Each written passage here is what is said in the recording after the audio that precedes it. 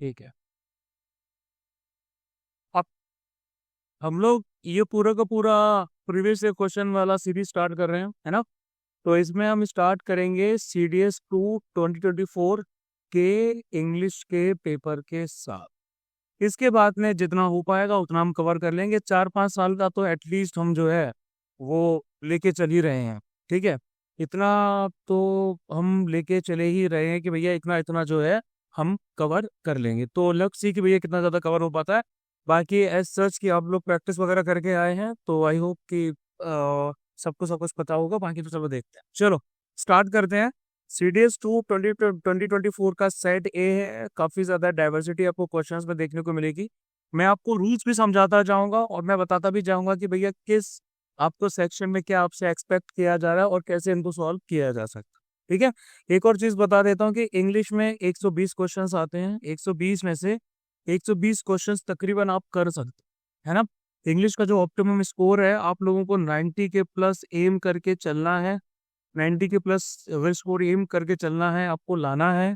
तो उसके लिए आपको बहुत ज़्यादा बार प्रैक्टिस लगेगी, बार बार प्रैक्टिस लगेगी। इंग्लिश प्रैक्टिस बेस्ड आ जाता है। चलो सबसे पहले हमारे हैं एंटोनिम्स। अब डायरेक्ट एंटोनिम्स तो नहीं लिखा है ना, उसके लिए हमें समझना पड़ेगा कि डायरेक्शंस में क्या है। ये डायरेक्शंस पढ़ना बहुत ज़्यादा ज़रूरी है कि each item in this section consist of a sentence. Her question, item का मतलब क्वेश्चन, जो सेंटेंस जो आपका इसमें आ जा रहा है सेक्शन में, उसमें एक पर्टिकुलर सेंटेंस दे रखा है। एक आपको अंडरलाइन वर्ड भी दे रखा है, फॉलोड बाय 4 वर्ड्स या ग्रुप ऑफ वर्ड्स। या तो वर्ड्स मिलेंगे 4 आपको, या ग्रुप ऑफ वर्ड्स मिलेंगे।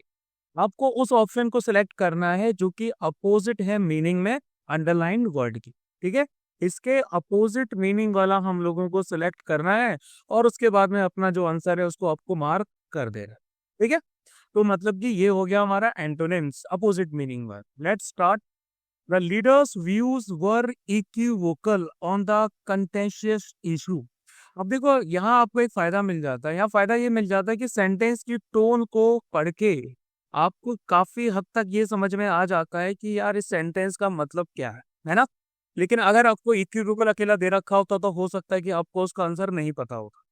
दो चीजें और आ जाती हैं यहाँ पे। एक चीज आपकी आ जाती है ये कि यार ये जो आपको वर्ड दे रखा है, आपको इसकी मीनिंग तो पता होनी ही चाहिए, और इन चारों की मीनिंग भी आपको पता होनी चाहिए। इनमें से किसी एक की भी मीनिंग आपको नहीं पता, फॉर एग्जाम्पल अगर आपको इसी की मीनिंग नहीं पता तो आपके चांसेस काफी कम है। इनमें से किसी एक आध की मीनिंग नहीं पता तो फिर भी काम हमारा चल सकता है, गैस लगा सकते हैं हम। लेकिन भैया अगर इसी की मीनिंग नहीं पता तो काम हमारा मुश्किल है, ठीक है। अब इसमें बोला जा रहा है सबसे पहले कि leaders views were equivocal on the contentious issues, है ना। सबसे पहले हमें यह समझना है कि भैया इक्विवोकल का मतलब क्या है। इक्विवोकल का मतलब होता है गोलमाल टाइप से, ठीक है। कि लीडर के जो व्यू हैं वो इधर उधर वाले गोलमाल है, मतलब फिक्स्ड नहीं है, सर्टे नहीं है। On the contentious issue, contentious का क्या मतलब होता है? कंटेंशियस का मतलब होता है कंट्रोवर्शियल, ठीक है। तो भैया उसके व्यूज गोलमाल थे, तो इसका अपोजिट आपका क्या आना चाहिए?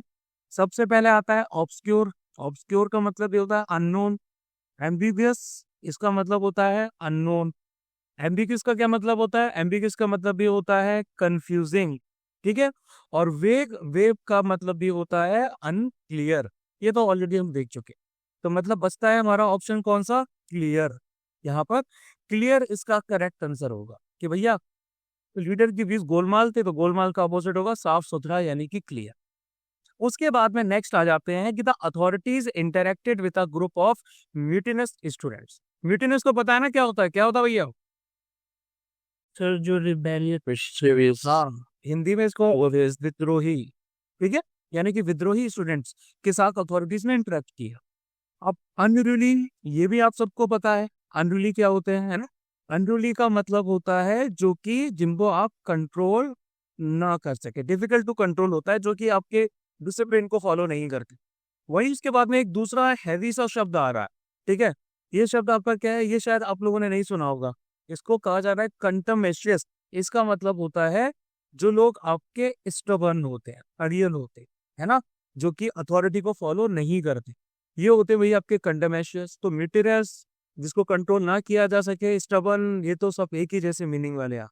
सेडेशियस यानी कि राजद्रोह वाले, जो आपके विद्रोह उठाते हैं राष्ट्र के खिलाफ, तो भैया ये भी नहीं आएगा। अब इसका अपोजिट आता है ओबीडियंट, है ना।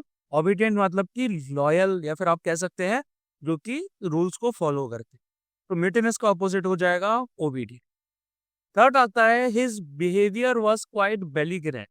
ठीक है, बेलिग्रेंट का क्या मतलब होता है, किसी को आइडिया है? नहीं, बदतमीज टाइप। बदतमीज टाइप बोल सकते हैं आप इसको हॉस्टाइल बोल सकते हैं, मतलब कि बंदा थोड़ा सा एग्रेसिव टाइप का है, बातें नहीं मानता, है ना। ये भैया आपका आ गया। बाकी इसका बिहेवियर जो है काफी हॉस्टाइल। अब इसमें अलग अलग आ जाते हैं। इसमें आपको कॉम्बेटिव दिखाई दे रहा है, यानी कि लड़ने वाला, है ना। एंटागोनिस्टिक आपको दिखाई दे रहा है। आपको मैंने बताया था प्रोटोगेनिस्टिक और एंटागोनिस्टिक। प्रोटोगेनिस्टिक यानी कि जो लीड करता है स्टोरी में, एंटागोनिस्टिक जो विलन होता है ना। ये भैया आपका एंटागोनिस्टिक होता है। और एक और आ रहा है बेलिकोस। बेलिकोस शायद आप लोगों ने ना सुना, है ना। बेलिकोस क्या होता है भैया? बेलिकोस का मतलब भी होता है लड़ने वाला इंसान। ठीक है। अगर आपको फॉर एग्जाम्पल इसका मतलब नहीं पता था, तो भी आप एमईएल के बेसिस पे इसका आंसर लगा सकते थे। ठीक है, कि भैया बेलिग्रेंट का मतलब होस्टाइल है, तो एमिएबल का मतलब होता है फ्रेंडली। ठीक है, तो यहाँ पर फ्रेंडली इसका आंसर हो जाए। अब आते हैं he was effusive in his praise. Praise तो आप सबको पता है। प्रेज का मतलब होता है कि किसी की बड़ाई करना, प्रशंसा करना। और इफ्यूजिव का मतलब क्या होता है? इफ्यूजिव का मतलब होता है आपका एकदम दिल खोल के, है ना, हार्ट फैन, कि मतलब कि उसने उसकी प्रशंसा जो है एकदम दिल खोल के की। ठीक है, हार्ट फेल्ट, ये हो जाता है। अब उसके बाद में आपको अलग अलग वर्ड्स दिए जा रहे हैं, आपसे पूछा जा रहा है एक्सुबेरेंट के बारे में, प्रोफ्यूज, वॉल्यूबल और रेटिसेंट। मतलब कि अगर उसने दिल खोल के अपनी प्रशंसा की है, तो इसका अपोजिट वर्ड होना चाहिए थोड़ा रिजर्व तरीके से। ठीक है। अब अगर आप यहाँ पर एक्सुबेरेंट को देखेंगे, तो एक्सुबेरेंट का क्या मतलब होता है? एक ऐसा इंसान जो बहुत एक्साइटेड रहता है। ये भैया आपका क्या होता है? ये होता है एक्सुबेरेंट। वहीं अगर आप प्रोफ्यूज का देखेंगे, मैंने आपको प्रोफ्यूज का मतलब भी कई बार बताया है।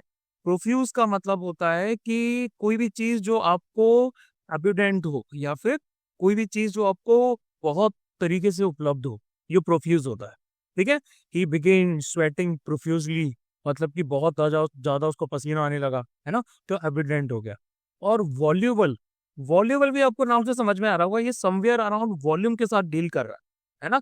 ये वॉल्यूम की बात कर रहा है। और वॉल्यूबल का मतलब क्या आ जाता है कि क्या बोलते हैं, ये भी वैसे दिल खोल के ही आ जाता है। ठीक है, कोई इंसान एकदम स्पीड में, या फिर आप कह सकते हैं फ्लुएंसी में, जब किसी चीज को एक्सप्रेस करता है, तो क्योंकि स्पीड में या फ्लुएंसी में तो तभी एक्सप्रेस करेगा जब भैया उसके पास में काफी कुछ बताने के लिए होगा। तो ये हो गया। अब आ जाता है उसके बाद में रेटिसेंट। अब आंसर भैया यहाँ से हमारा जो है वो रेटिसेंट ही निकल के आ रहा है, कि इसका मतलब रेटिसेंट होना चाहिए। रेटिसेंट का मतलब होता है कि एक ऐसा इंसान जो कि आपका अपनी थॉट से फीलिंग्स को बाहर नहीं निकालता, यानी कि जो रिजर्व्ड रहता है। ठीक है, तो इसका अपोजिट हो जाएगा रिजर्व। उसके बाद में he is often accused of being iniquitous in his conduct, कि बंदा अपने कंडक्ट में इनक्विटियस जो है, क्या इनक्विटियस, हाँ इनक्विटियस ही बोला जाएगा इसको, अपने कंडक्ट में बंदा क्या है, इनक्विटियस है। इनक्विटियस का मतलब होता है कि जो भी इंसान मोरली सही ना, मोरली रॉन्ग, तो वो अपने बिहेवियर में, अपने कंडक्ट में मोरली गलत रहता है, अनफेयर रहता है। अब यहाँ पर अगर आप इसके अपोजिट मीनिंग को देखोगे, तो यहाँ पर आपको साफ साफ पता चल रहा है कि यहाँ पर इसका आंसर वर्चुअस होना चाहिए, है ना। वर्चुअस आप सबको पता है, वर्चुअस एक ऐसा इंसान होता है जिसकी बहुत अच्छी क्वालिटीज होती हैं, है ना। वर्चुअस एक ऐसा इंसान होता है। वाइस और वर्च्यू आपको पता होगा, तो वर्चुअस मतलब जो कि मोरली काफी सही होता है। आंसर हमें ये सही लग रहा है। लेकिन बाकी ऑप्शंस को भी एक बार देख लें। रिवोल्टिंग यानी कि क्रांति करने वाला, है ना, ये तो नहीं हो सकता। एक्सक्रीक्रेबल, एक्सक्रेबल, ठीक है। एक्सक्रेबल का क्या मतलब हो सकता है भैया? एक्सक्रेबल का मतलब होता है कि कोई भी चीज जो बहुत ज्यादा अनप्लेजेंट होती, ठीक है, बहुत ज्यादा टेस्ट में अच्छी नहीं होती, या फिर आप ये समझ लीजिए अनप्लेजेंट, बैड, बुरी। और प्रीपोस्चरस, आपने अगर कई सारी मतलब जैसे मैंने ये वर्ड बहुत बार सुना है, एक क्या कहते हैं उसे, मतलब कई सारी हॉलीवुड मूवीज में अगर आप देखोगे, वेब सीरीज वगैरह में देखोगे, तो ये वर्ड कई बार आता है। जैसे कोई बंदा अगर किसी को कोई चीज बताता है कि भैया चलो ये कर लेते हैं, है ना, तो वो बंदा क्या बोलेगा, what a ridiculous thing to say, कि भैया ये चीज कितनी रिडिकुलस है, ये चीज कितनी मूर्खतापूर्ण है, या फिर ये चीज आपकी कितनी प्रीकॉस्चरस है, व्हाट अ प्रीकॉस्चरस प्रोपोजिशन, है ना। ये जो एग्रीमेंट तुम्हें मुझे बताने के लिए जा रहे हो, ये कितना प्रीकॉस्चरस, यानी कि ये कितना हास्य से भरा हुआ है, कितना सिली है, कितना मूर्खतापूर्ण है, इसको हम सीरियस नहीं ले सकते। तो ये भी नहीं होगा, तो आंसर होगा भैया हमारा वर्चुअस। ठीक है। आप अगर पूरे सेंटेंस को पढ़ोगे तो सेंटेंस को देख के ही आपको बहुत हद तक मीनिंग पता चल जाता। अब देखो ये भैया हमारे हो गए हैं 5। नॉर्मली एंटोनिम्स आपके 5 से लेके 10 के बीच में कितने भी पूछे जा सकते हैं, ऐसे भी पूछे जा सकते हैं, एक सिंगल वर्ड के तौर पे भी ये आपसे पूछे जा सकते हैं। अगर सेंटेंस फॉर्मेशन में होते हैं तो आपको बहुत अच्छे से समझ में आते हैं, आप कंटेक्स्ट ड्राइव कर सकते हो। सेंटेंस फॉर्मेशन में नहीं होते तो भैया मुश्किल है आपकी। कोई डाउट इसमें? No sir. ओह, इसको रिपीट कर दिया मैंने। चलो अब आ जाते हैं फिल इन दी ब्लैंक्स पे। अब ये जो फिल इन दी ब्लैंक्स है ना, ये पार्ट बहुत इजी है, ये बहुत ज़्यादा इजी पार्ट है। ठीक है, इसमें आपको तकरीबन इंग्लिश के सारे एलिमेंट्स जो है, रीडिंग वाले, राइटिंग वाले, वोकैब वाले, वो सारे के सारे ही आ जाते हैं। डायरेक्शंस को पहले पढ़ लेते हैं कि each of the following sentence, इस सेक्शन में जो भी है उनके पास एक ब्लैंक स्पेस है जो कि ये रहा। उसके बाद 4 चॉइसेस आपको दे रखी हैं, आपको एप्रोप्रिएट चॉइस को फिल इन दी ब्लैंक करना। ठीक है, तो ये क्वेश्चन हमारा फिल इन दी ब्लैंक। सबसे पहले, working in dim light best eye issues such as glaucoma, क्या होगा? कंट्रीब्यूट, डिम लाइट कंट्रीब्यूट कर रही है आई इश्यूज में। खास वो कम रहती है तो आंख पे स्ट्रेन आएगा ना। क्या आएगा? जे- आप में स्पेन आएगा? वैसे अगर कम लाइट, अरे आंख में जैसे कम लाइट में पड़ते हैं तो आंख में दर्द होता है ना, तो कंट्रीब्यूट का मतलब तो होता है कि सहायता करना या फिर एक तरीके से उसमें कंट्रीब्यूशन जोड़ना। लेकिन एरेडिकेट तो देखो यहाँ पर नहीं आएगा, है ना, एलिमिनेट भी नहीं आएगा। प्रेसिपिटेट सर वी प्रेसिपिटेट इसका मीनिंग क्या है? मतलब बढ़ा देना। प्रेसिपिटेट का मतलब क्या होता है? ये प्रेसिपिटेशन वाला प्रेसिपिटेट नहीं है। ये प्रेसिपिटेट का मतलब होता है किसी चीज की हालत और ज्यादा बिगाड़ देना, किसी चीज को और ज्यादा बुरा कर देना। ठीक है, मतलब कैटलिस्ट का काम करना। कैटलिस्ट तो समझते हो ना, से रिएक्शन में जो खड़ा देता है, तो ये होता है प्रेटलिस्ट प्रेसिपिटेट। कि भैया डिम लाइट में काम करोगे तो आपकी आंख के इश्यूज और ज्यादा बढ़ जाएंगे, तो precipitates. Next, he owns several sports cars and has an lifestyle, best lifestyle। कैसी भैया उसकी लाइफस्टाइल है, बताओ। देखो ऑब्सक्योर तो नहीं होगा ना, अगर स्पोर्ट्स कार है, सब कुछ है, तो ऑब्सक्योर यानी कि अननोन लाइफस्टाइल उसकी नहीं हो सकती। ठीक है, ओकल्ट में नहीं होगा। ऑकल्ट क्यों नहीं होगा? ऑकल्ट का मतलब होता है सीक्रेट, है ना। सीक्रेट कीजिए भैया, एस ई, सॉरी स्पेलिंग गलत लग गई भैया, सीक्रेट। अब ऑक्यूलर और ऑपुलेंट में से एक हो सकता है, तो ऑक्यूलर का मतलब क्या है? छुपा हुआ। नहीं, ऑक्यूलर का मतलब होता है विजन से रिलेटेड। ठीक है, आइज से रिलेटेड, विजन से रिलेटेड। ऑक्यूलर एनाटॉमी नाम का वर्ड आता है आपका मेडिकल में। ठीक है, अब उसके बाद बचता है भैया हमारे पास एक ही, दैट इज ऑप्यूलेंट। ठीक है, अब ये ऑप्यूलेंट का मतलब क्या? देखो अब आंसर तो हमारे सामने आ गया, लेकिन ऑप्यूलेंट का मतलब क्या आता है? एकदम भड़कीला, लग्जरियस, दिखावटी, लेविश, है ना। So that is opulent. आगे, those medicine dash are used to treat kidney infections have been withdrawn from the market। आएगा, है ना। मेडिसिन आपकी कई सारी हैं, एग्जैक्टली हमें मेडिसिन के बारे में नहीं पता, बहुत सारी कैटेगरी है, तो यहाँ पर विच आएगा। Dash intake of sugar can cause health problems. Excess. Excessive, option C से। हाँ, सी आएगा ना। एक्सेस ऑफ इनटेक तो नहीं आता है, एक्सेसिव आता है भैया। Excessive intake of sugar can cause health problem, जरूरत से ज्यादा। She suffered chest pain because of the leg injury. B. Excruciating. B sir, excruciating. Unbearable. Sir जो, जी सर। हाँ, अच्छा। और ये प्रोटेक्टिंग क्या होता है फिर? वो तो नहीं पता। क्या? वो नहीं पता। कुछ तो आइडिया होगा ना उसका।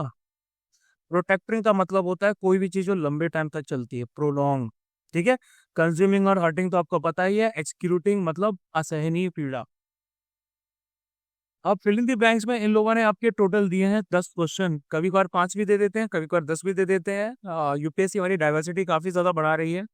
The countries politics dash complex with more than 10 parties competing for power. ये These आएगा सर ऑप्शन से। कंट्री, हाँ सिंगुलर है, countries politics is complex. The job advertisements stipulates that the applicant dash 3 years experience. होना ही चाहिए, must have. Newspapers have reported heavy flooding in the coastal areas. The damage is expected to be expensive. आगे आते हैं, the local bank was robbed by a group of men dash were armed for of whom were armed। ठीक है, subject आपके यहाँ हो गए, अब इनको रेफर किया जा रहा है तो whom हो गया। The country dash several economic changes in the past 2 decades। अंडरविंड। Underwear है ना। चलो ये भैया फिल इन द ब्लैंक हो गए आपके। अब उसके बाद में आ जाते हैं इडियम्स ऑफ फ्रेजेस पे, यानी कि मुहावरे और लोकोक्तियों। ठीक है, पहले डायरेक्शंस पढ़ लो। Given below are some idioms और फ्रेजेस, जिसके बाद आपको 4 अल्टरनेटिव्स दिए गए हैं, मीनिंग्स दी गई हैं उनकी।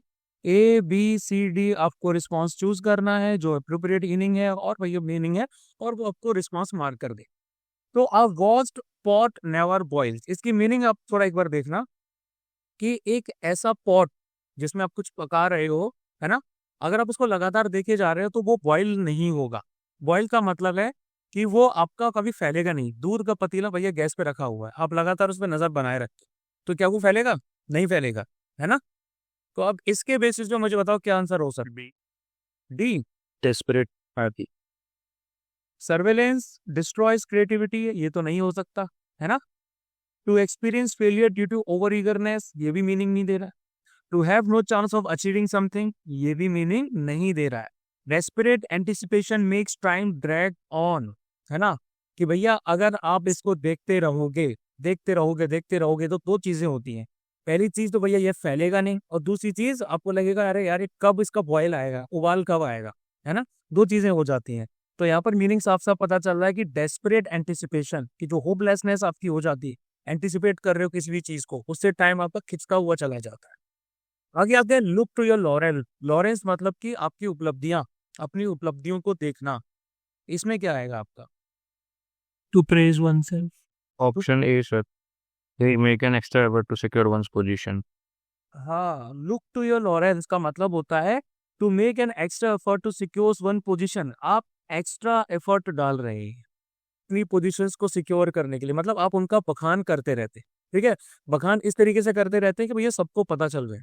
जैसे हमारे एक टीवीएस, कैप्टन टीवीएस है ना, कैप्टन टीवीएस क्या करते हैं भैया, अपनी पुरानी उपलब्धियों को बखान करते रहते हैं। 2 साल 2.5 साल सर की नौकरी है, लेकिन सर उसमें ही पूरे जलवे बिखेरते रहते हैं, तो उसके द्वारा वो सब कुछ हम अपने करते रहते हैं। ठीक है, तो वो होता है कि भैया एक्स्ट्रा एफर्ट करना अपनी पोजीशन को सिक्योर करने के लिए। ठीक है, ये इसका करेक्ट आंसर है। लेकिन यहाँ पर to look suitable for a particular situation, ये नहीं होता। आप पर्टिकुलर सिचुएशन के लिए कंड्यूसिव रहना चाहते हो, वो नहीं है। टू गार्ड वंस ट्रॉफीज भी नहीं होता। टू प्रेज वन सेल्फ होता है, लेकिन पूरी मीनिंग इसकी ये आती है कि भैया आप एक्स्ट्रा एफर्ट डाल रहे हैं अपनी पोजीशन को बरकरार रखने की। अब आता है उसका प्ले डेविल्स एडवोकेट, इसका क्या मतलब होगा? To pretend to be against an idea. Option D sir, to pretend to be against. बिल्कुल। देखो डेविल्स एडवोकेट का कंसेप्ट क्या आता है, इसका concept to try to defeat someone by tricking them, ये तो नहीं होता, किसी को झांसा देके हराना। To perform with a lot of skills, ये भी नहीं होता। डिले डूइंग समथिंग, ये भी नहीं होता।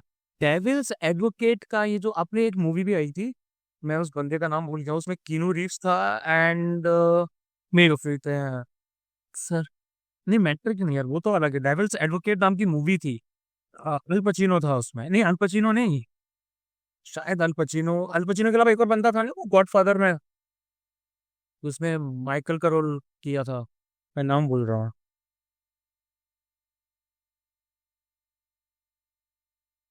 एक सेकंड मुझे देखने दो यार।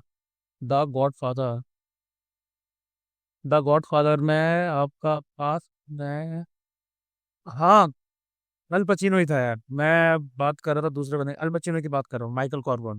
तो अल पचिनो ने एक मूवी की थी, अब की कीनू रीव्स और इसकी थी, इसमें मतलब समथिंग, इसका नाम ही डेविल्स एडवोकेट था। डेविल्स एडवोकेट क्या काम क्या रहता है कि भैया एक बंदा क्या करता है, एक ऐसा ओपिनियन एक्सप्रेस करता है ना, ताकि मतलब कि वो उस बंदे के दिमाग में नहीं होता ओपिनियन, लेकिन वो उसको जानबूझ के प्रोजेक्ट करता है ताकि उसके ऊपर डिस्कशन हो सके, है ना। मतलब वो सबके लिए क्या करता है, एक तरीके से बुरा बनने की कोशिश, बुरा बन जाता है कि भैया मैं सबके लिए बुरा हूँ, है ना। कि डेविल्स एडवोकेट कौन प्ले करेगा? अब डेविल्स एडवोकेट का मतलब है कि भैया शैतान का वकील, मतलब शैतान का साथ कौन दे रहा है ना। तो यहाँ पर to pretend to be against an idea, अब अगेंस्ट भी हो सकते हो मोस्टली, कि भैया अब उसमें क्या करेंगे, डिस्कशन स्टार्ट हो जाएगा in order to discuss it more carefully. अब आ जाते हैं be in the same boat, मतलब सेम नाव में है बंदा, सेम नाव में है, इसका मतलब टू सेम ड्राइव नहीं होगा, है ना। हाँ, इसका मतलब है to be the same unpleasant situation, कि I am also in the same boat, मैं भी सेम कश्ती में आपके सवार हूँ, मतलब आप ही की तरह सेम अनप्रेजेंट सिचुएशन में आ जाता हूँ, ये आंसर होगा। ये आता है ना to say two things in the same breath, इसका मतलब ये नहीं होगा। To do something that is dangerous, ये भी नहीं है। To pretend to be something that you are not, वो तो हाइपोक्रिटिकल हो जाता है ना। यहाँ का एक और आपका इडियम्स ऑफ फ्रेज आता है, वो रहता है riding in the two boats, वो चीज अलग है। वो तो रहता है कि भैया दो नावों की आप सवारी कर रहे हो, दो ऑप्शंस को एक साथ फॉलो कर रहे हो, वो अलग है। नेक्स्ट आते हैं tilt at windmills. Windmills पवन चक्की जो रहती है उनमें झुकाव आना, मतलब कि Good news. गुड न्यूज नहीं, नहीं। Sir, to waste time dealing with enemies. हाँ, ऐसे एनिमीज के साथ में डील करना और प्रॉब्लम के साथ डील करना जो एग्जिस्ट करती ही नहीं, ठीक है, ये इसका डी आंसर हो। अब इडियम्स ऑफ फ्रेजेस भी आपसे जो है ये 5 ही पूछे गए थे। आगे आ जाते हैं पैरा जंबल्ड वर्ड्स पे। देखो, मैं पैरा जंबल्ड वर्ड्स को सबसे लास्ट में करना प्रेफर करता हूँ, क्योंकि ये है काफी टाइम कंज्यूमिंग, ठीक है। तो हम लोग इसको लास्ट में करेंगे। पहले हम लोग पैरा जंबल्ड वर्ड्स आ गए आपके, फिर आपके आ जाते हैं सेंटेंस रीअरेंजमेंट, इन दोनों को सबसे लास्ट में करेंगे क्योंकि ये है टाइम कंज्यूमिंग, ठीक है। आप भी कोशिश करो इनको लास्ट में ही किया करो। अब आ जाते हैं पहले हम वर्ड कैटेगरी पे। वर्ड कैटेगरी पे बात की जा रही है। डायरेक्शंस को देख लो कि each of the following sentences has a word, या वर्ड्स को अंडरलाइन कर रखा, ठीक है।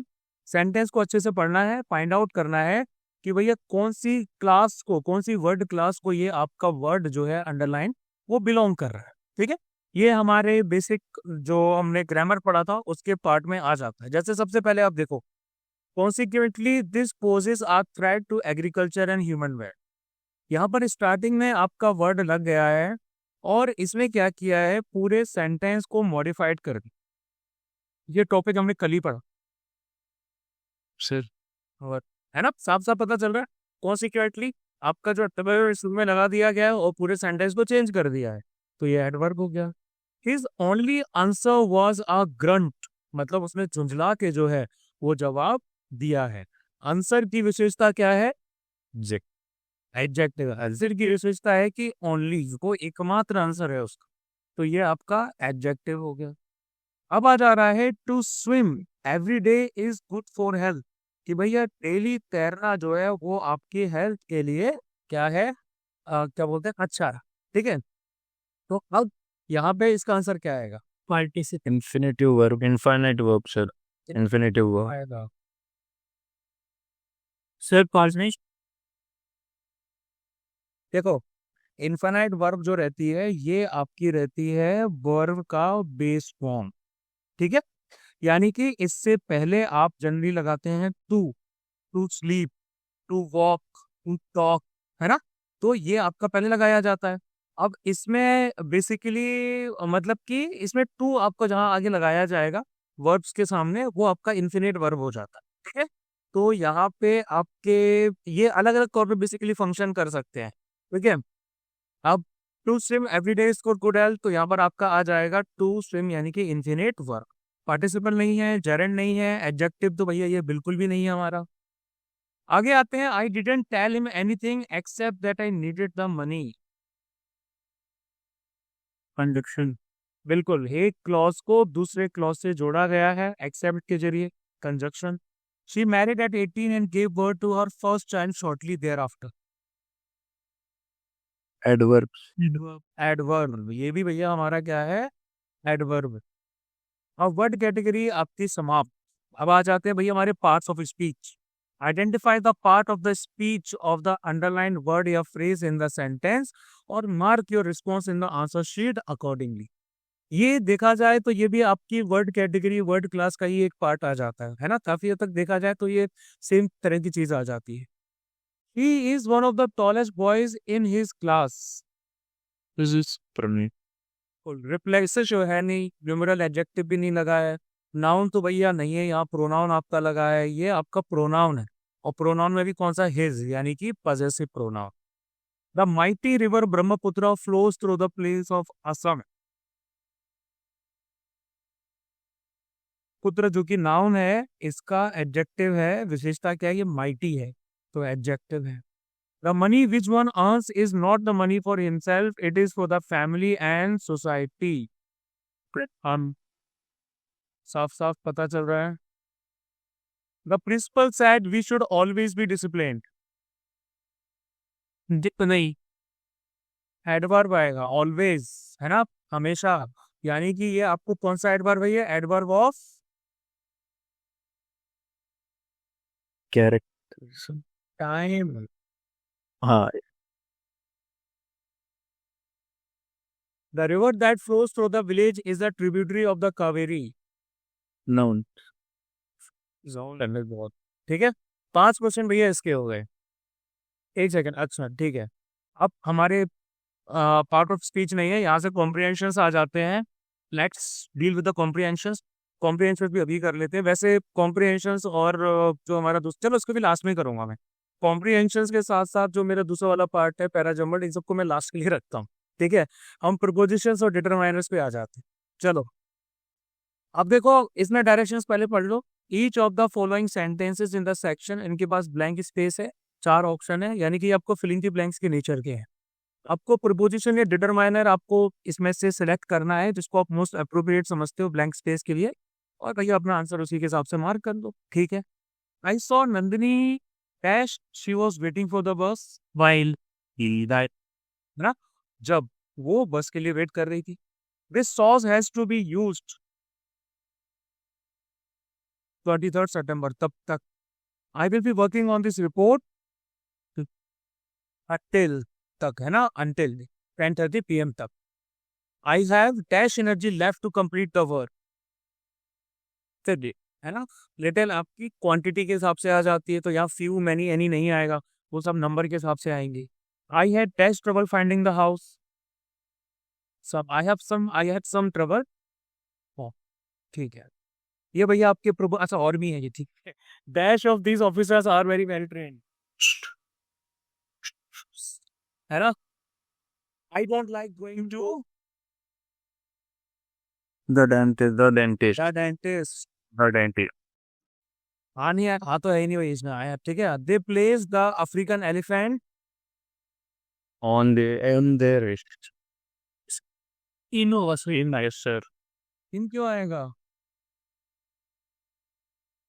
एंडेंजर्ड लिस्ट के अंदर उन्होंने उसको डाला. If there be something right on the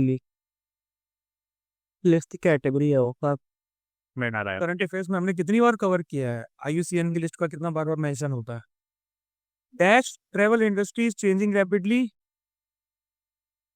car travel industry, है ना, हमारा डेफिनेट यहाँ पर आर्टिकल आ रहा है. She is From Rajasthan. भी भैया प्रोनाउंसिएशन में आपका एन उसके हिसाब से आएगा. ठीक है. ये भैया आपके 10 क्वेश्चन हो गए. अब आ जाते हैं स्पॉटिंग एरर. इनको तो भैया कभी भी कर सकते हो आप, बहुत ज्यादा डिफिकल्ट नहीं है. एक बार पढ़ते हैं इनको कि हर आइटम जो इस सेक्शन में दे रखा है उसमें एक सेंटेंस है, 3 अंडरलाइन पार्ट्स हैं. ठीक है, जिनको ABC करके हमने मार्क किया है.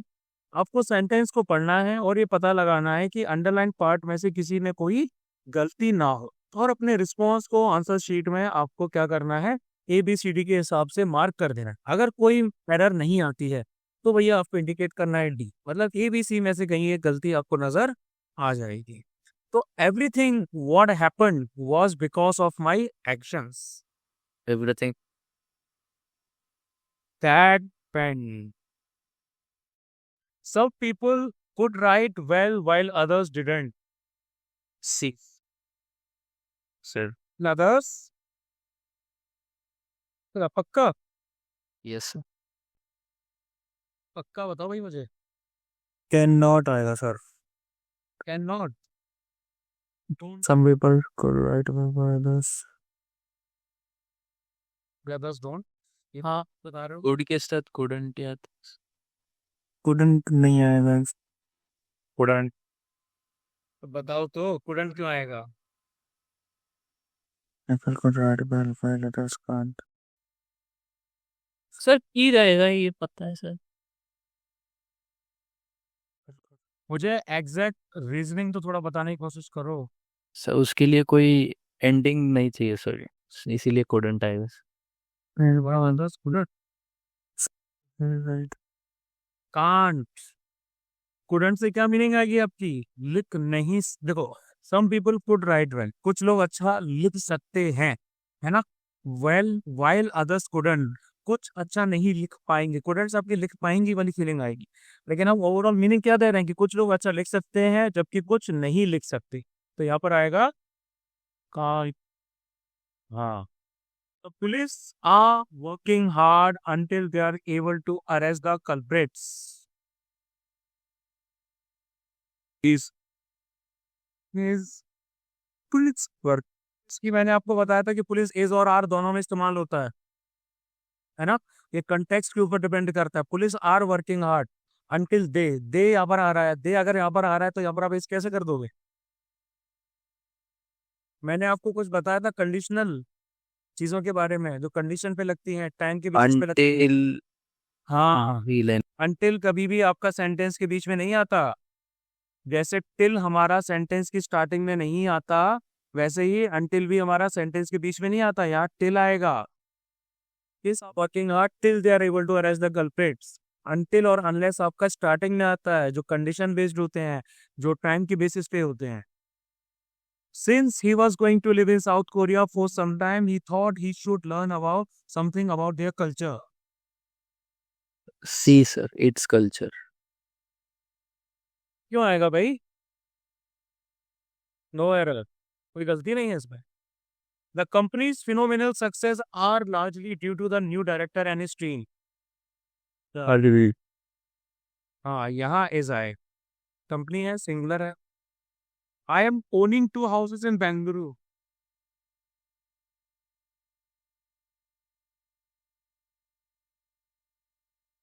हाँ, a boy was injured in the accident and was taken on to hospital. First, to hospital, hospital के ऊपर नहीं ले जाया गया, हॉस्पिटल ले जाया गया, हॉस्पिटल ले जाया गया। Mr. Malhotra is a historian whose books have won international acclaim. Beast.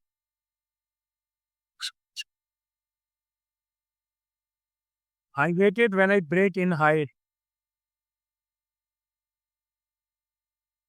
ये फ्रेज है, बेसिकली इडियम्स ऑफ फ्रेज का पार्ट है ये।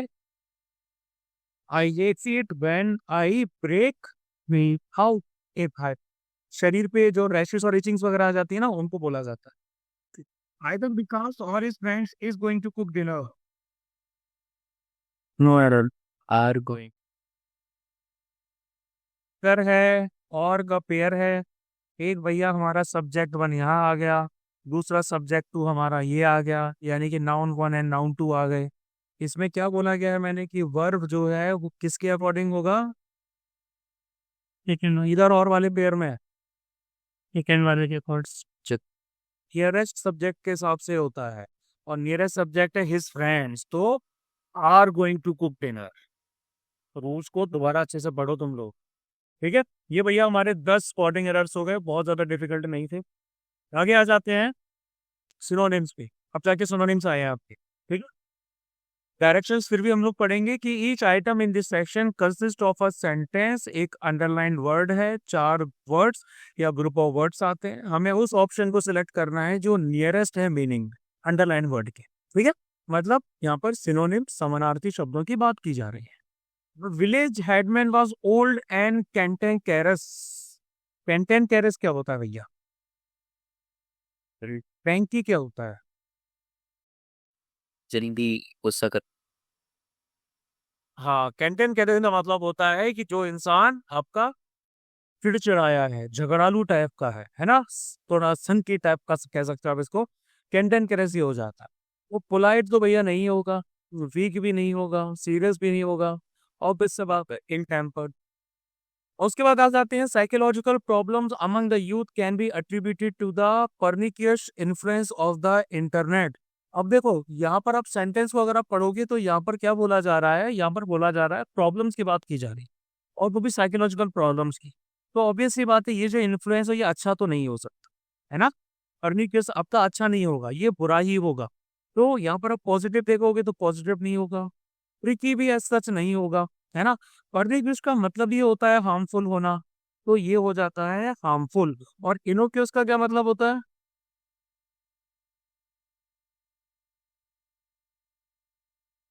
नॉट हार्मफुल भैया, सीधी सी बात है, ठीक है। Our teacher told us not to be verbose while writing. Verbose का मतलब होता है हाँ नहीं, एग्जेजरेट नहीं, वो तो बड़ा चढ़ा के होता है। वर्बोज का मतलब होता है कि वर्ड लिमिट को एक्सीड करना, एक तरीके से, यानी जरूरत से ज्यादा बोलना, ठीक है। तो ये हो जाता है आपका वर्बोज, जरूरत से ज्यादा, ये सेंस आता है। अब वर्बोज का मतलब शॉर्ट तो नहीं होगा, इनफॉर्मल भी नहीं होगा, लेकिन ये सेकंड का मतलब क्या है?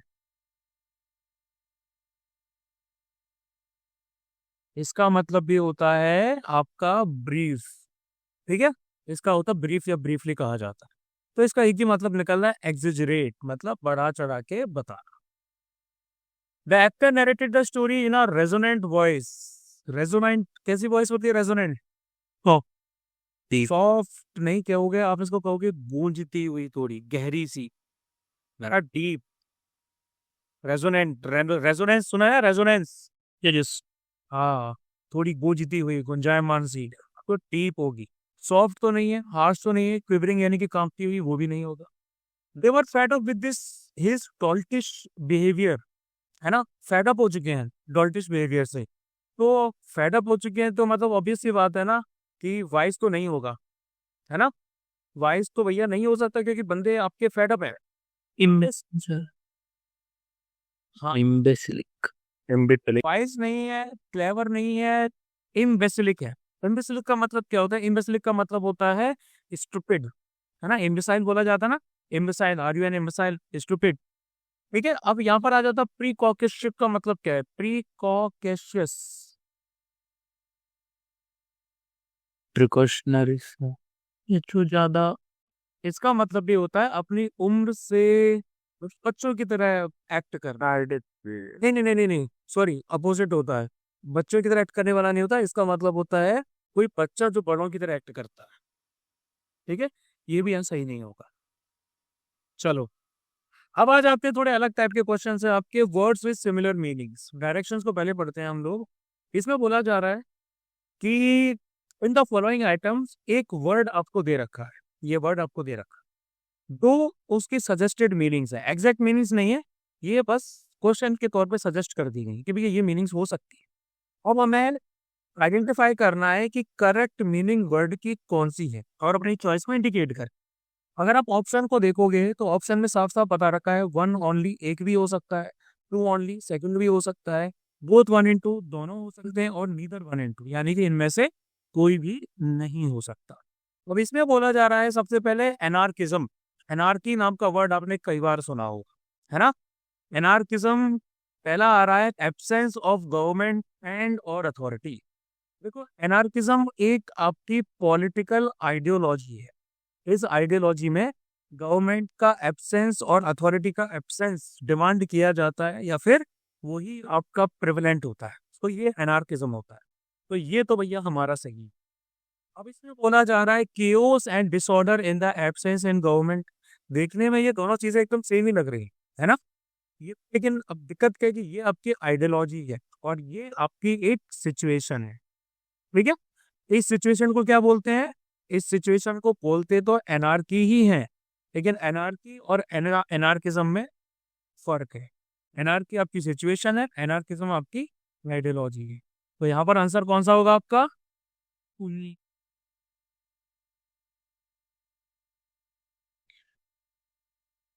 ठीक है, अब आगे बढ़ते हैं। प्रिस्टीन, आपने ये पढ़ने पेपर सुना होगा ना, प्रिस्टीन वाटर, है ना। ओरिजिनल कंडीशन क्लियर, किसी चीज को बिगाड़ा ना गया हो, वो रहता है भैया आपका अनस्पॉइल्ड। ठीक है, देखो यहाँ पर दे रखा है इन द ओरिजिनल कंडीशन या इन द डिफाइल्ड कंडीशन, तो ऑब्वियस सी बात है डिफाइल्ड कंडीशन मतलब जिसको बिगाड़ा जा चुका है वो तो नहीं होगा, तो ये नहीं होगा। इन द ओरिजिनल कंडीशन ये होगा, यानी कि वन ओनली यहाँ पर भी है। सेकेंड,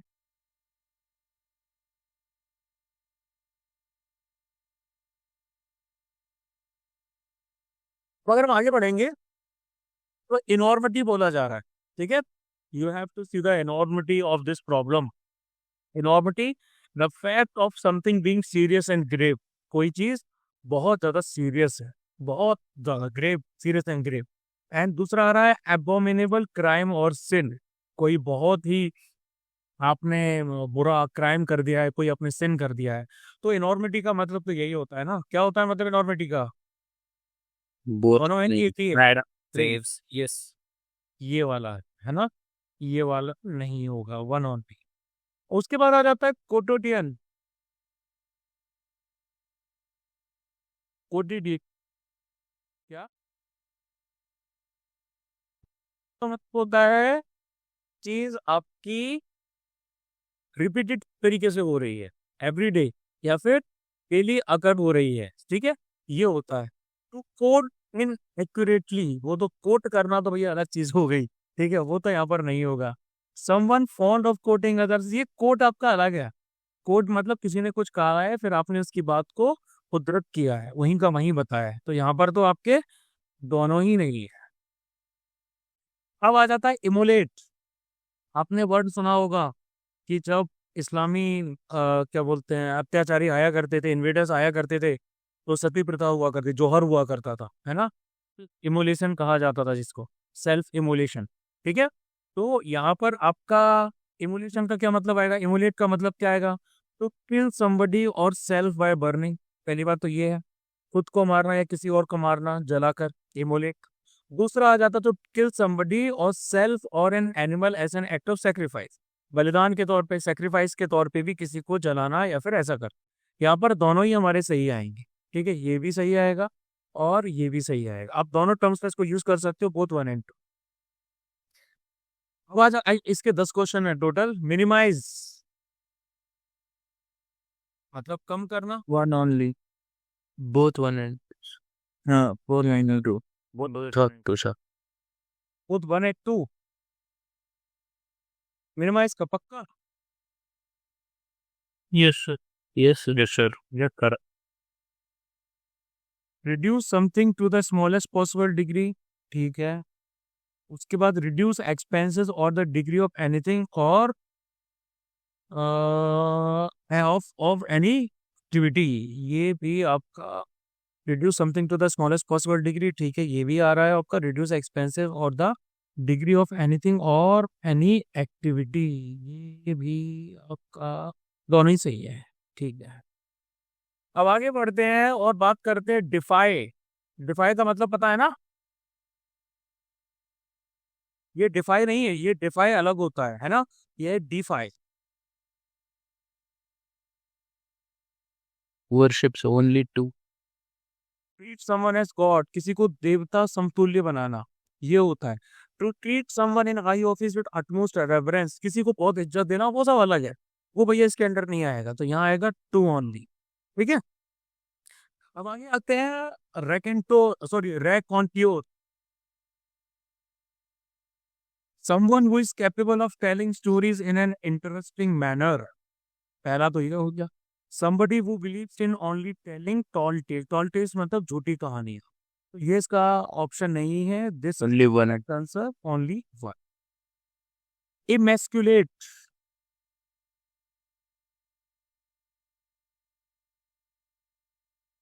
बताओ भाई, emasculate. Neither one nor. Making someone strong and powerful, increase one's musculature. ठीक है, इमेस्कुलेट का मतलब क्या होता है?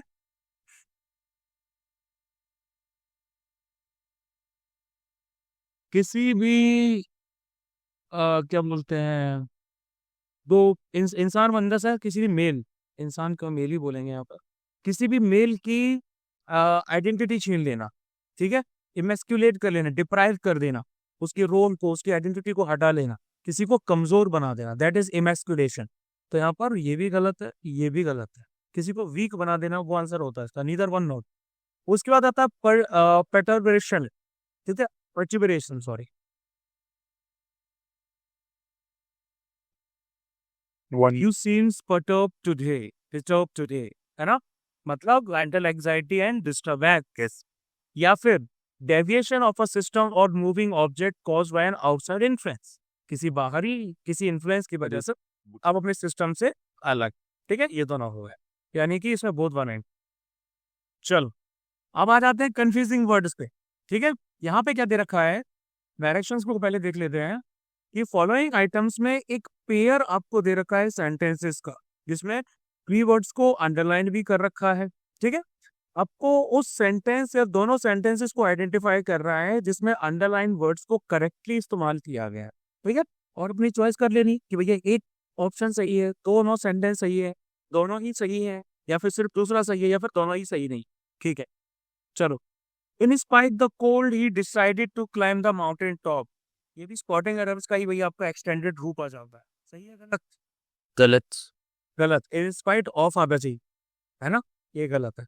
Despite of the warning she was determined to swim the entire distance, गलत डिस्पाइट डिस्पाइट साथ में ऑफ नहीं आता, दोनों ही गलत है, नीदर वन नॉट टू। उसके बाद में आगे बढ़ते हैं, the issue of human rights is eminent in the constitution of most countries. Eminent का मतलब क्या है? पहले से ही जो एग्जिस्टिंग, इनबिल्ट ठीक है, existing. They invited an eminent person as the chief guest for the event. Eminent मतलब well known, respectful तरीके से, ठीक है। दोनों ही यहाँ पर आपके सही हैं। Existing अपनी जगह सही है, well known अपनी जगह सही है, both one and. Among those who had applied for the job, I found 4 candidates to be outstanding. Among use किया जा रहा है कई सबके लिए, among तो प्लूरल में सही आ रहा है ना, among और between आंसर डिफरेंस पता है ना? हाँ sir. Amidst the confusion caused by the melee, the preparator slipped away. Correct Amidst और amidst, है ना, amidst हमारा इस्तेमाल किया जाता है इसके आगे, कॉन्सोनेंट्स के आगे, ठीक है। और amidst आपका जो है, सॉरी, हाँ, ये यूज किया जाता है किसके आगे, सॉरी, हाँ ये amidst तो सही सही सही, ये आपको कॉन्सोनेंट के आगे इस्तेमाल किया जाता है, तो ये भी सही है, both 1 and 2. They will soon be applying for the permission. ये तो करेक्ट है, दो ठीक। फिर क्या? They will be pleased with us. हाँ, they will be pleased with the arrangements made by us. तो ये हो गया गलत, यानी कि आपका one only. You have been frivolous whereas I have been serious. Frivolous मतलब मजे उड़ाने वाला, तुम फ्रिवलस थे जबकि मैं सीरियस था।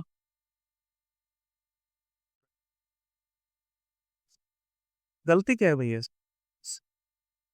द डिफिकल्टी सीम्ड इनसरमाउंटेबल, कि भैया उनको पार नहीं किया जा सकता। Nevertheless the courage to carry on was undaunted, लेकिन जो कैरी ऑन करने की जो नॉट क्विटिंग की वही करेज है वो अनडॉन्टेड है, वो तो करके ही जाना। बरो सही। चलिए ये हमारे खत्म, पूरे हो गए 5। अब आ जाते हैं मैच द फॉलोइंग पे। बहुत बेसिक है ये, आपका रीजनिंग वाला पार्ट आ जाता है वैसे देखा जाए तो। ये फॉलोइंग आइटम्स में 2 लिस्ट आपको दे रखी हैं, उन लिस्ट की आपकी कैटेगरी भी हर क्वेश्चन में आपको बता रखी है। मैच द फॉलोइंग आपको करना है लिस्ट 1 से लिस्ट 2 के बीच।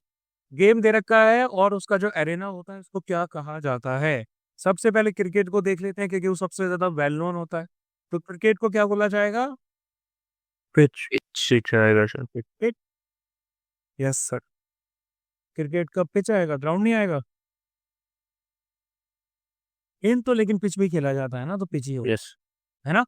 अब बी के 2 वाले भैया हमारे पास 2 ऑप्शन है, ए और डी, तो हमने बी को और सी को हटा दिया, है ना।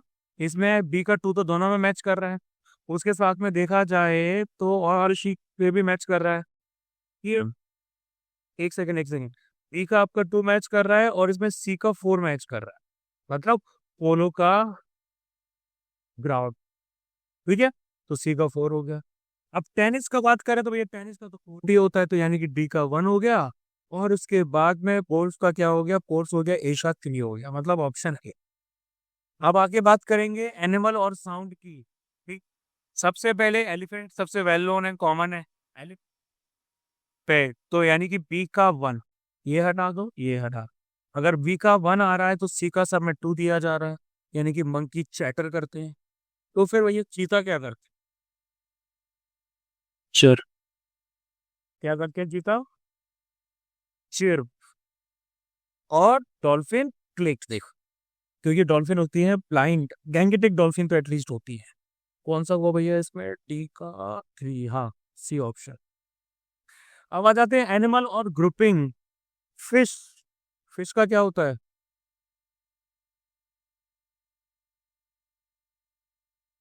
स्कूल, स्कूल ऑफ फिश होता है ना।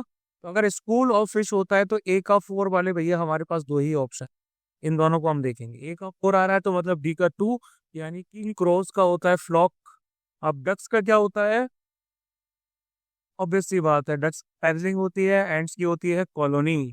तो इसमें आएगा भैया हमारा आंसर कौन सा था इसमें, ए का 4 था, बी का था 3, सी का 1, हाँ ठीक है, डी का 2 बी ऑप्शन।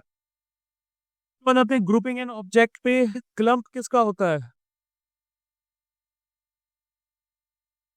Clothes, grass का गट्ठर, गट्ठर नहीं, क्लम्प नहीं, सॉरी सॉरी सॉरी, इसमें कट्टर वाली सीरीज सब नहीं पा रही है। तो सबसे पहले हम देखते हैं कि इसमें क्लोथ्स हैं, फायरवुड है, फ्लावर्स हैं और ग्रास है। भैया 4 चीजें आप लोगों को यहाँ पर दे रखी हैं, ठीक है। तो क्लोथ्स का होता है बंडल, ठीक है, क्लोथ्स का आपका बंडल होता ही है। और स्टैक होता है किसका, Firewood. फायरवुड, ठीक है। बंच ऑफ फ्लावर्स होते हैं, क्लम्प ऑफ ग्लास ग्रास होती है। ए का 4, बी का 3, ए का 4, बी का 3, सी 2, डी 1, ठीक है। आगे बात करेंगे स्पोर्ट और related word. Swimming, butterfly, butterfly. Butterfly stroke होता है भैया स्विमिंग में। ए का 2 हो गया, तो ये बी को हटाइए, सी को हटाइए। ए का 2 है, ए का 2 है मतलब डी का 1 है, मतलब फेंसिंग में टुशे होता है, ठीक है। चेजर होता है, चलो भाई, नहीं, खो खो में चेजर ही होता है। Color diagonal. चेजर होता है, कबड्डी में होता है एंकल हुक, मतलब सी का 4, अच्छा ठीक है, ऑप्शन डी। चल, यो तो हो गया। अब आ जाते हैं सेंटेंस कंप्लीशन पे। इन द फॉलोइंग आइटम्स, 2 सेंटेंस आपको दे रखे हैं, आपको आइडेंटिफाई करना है ऑप्शन को जो मोस्ट अप्रोप्रिएटली कंबाइन करता है दोनों सेंटेंसेस को एक सेंटेंस के अंदर, और अपने रिस्पॉन्स को आपको बताना है। तो भैया he was adamant upon about refusing the honour bestowed upon, ठीक है, उसको जो ऑनर दिया गया था वो उसको, वो मतलब अड़ियल था, एडमेंट था कि भैया मैं वो ऑनर अपने नहीं लूंगा। He did not trust the credentials of the organization that intended to recognize his contribution, कि भैया वो उस ऑर्गेनाइजेशन के क्रेडेंशियल्स को भरोसा ही नहीं करता था जो उसकी कंट्रीब्यूशन को रिकॉग्नाइज कर रहे थे। क्या ऑप्शन लग रहा है भैया इसमें,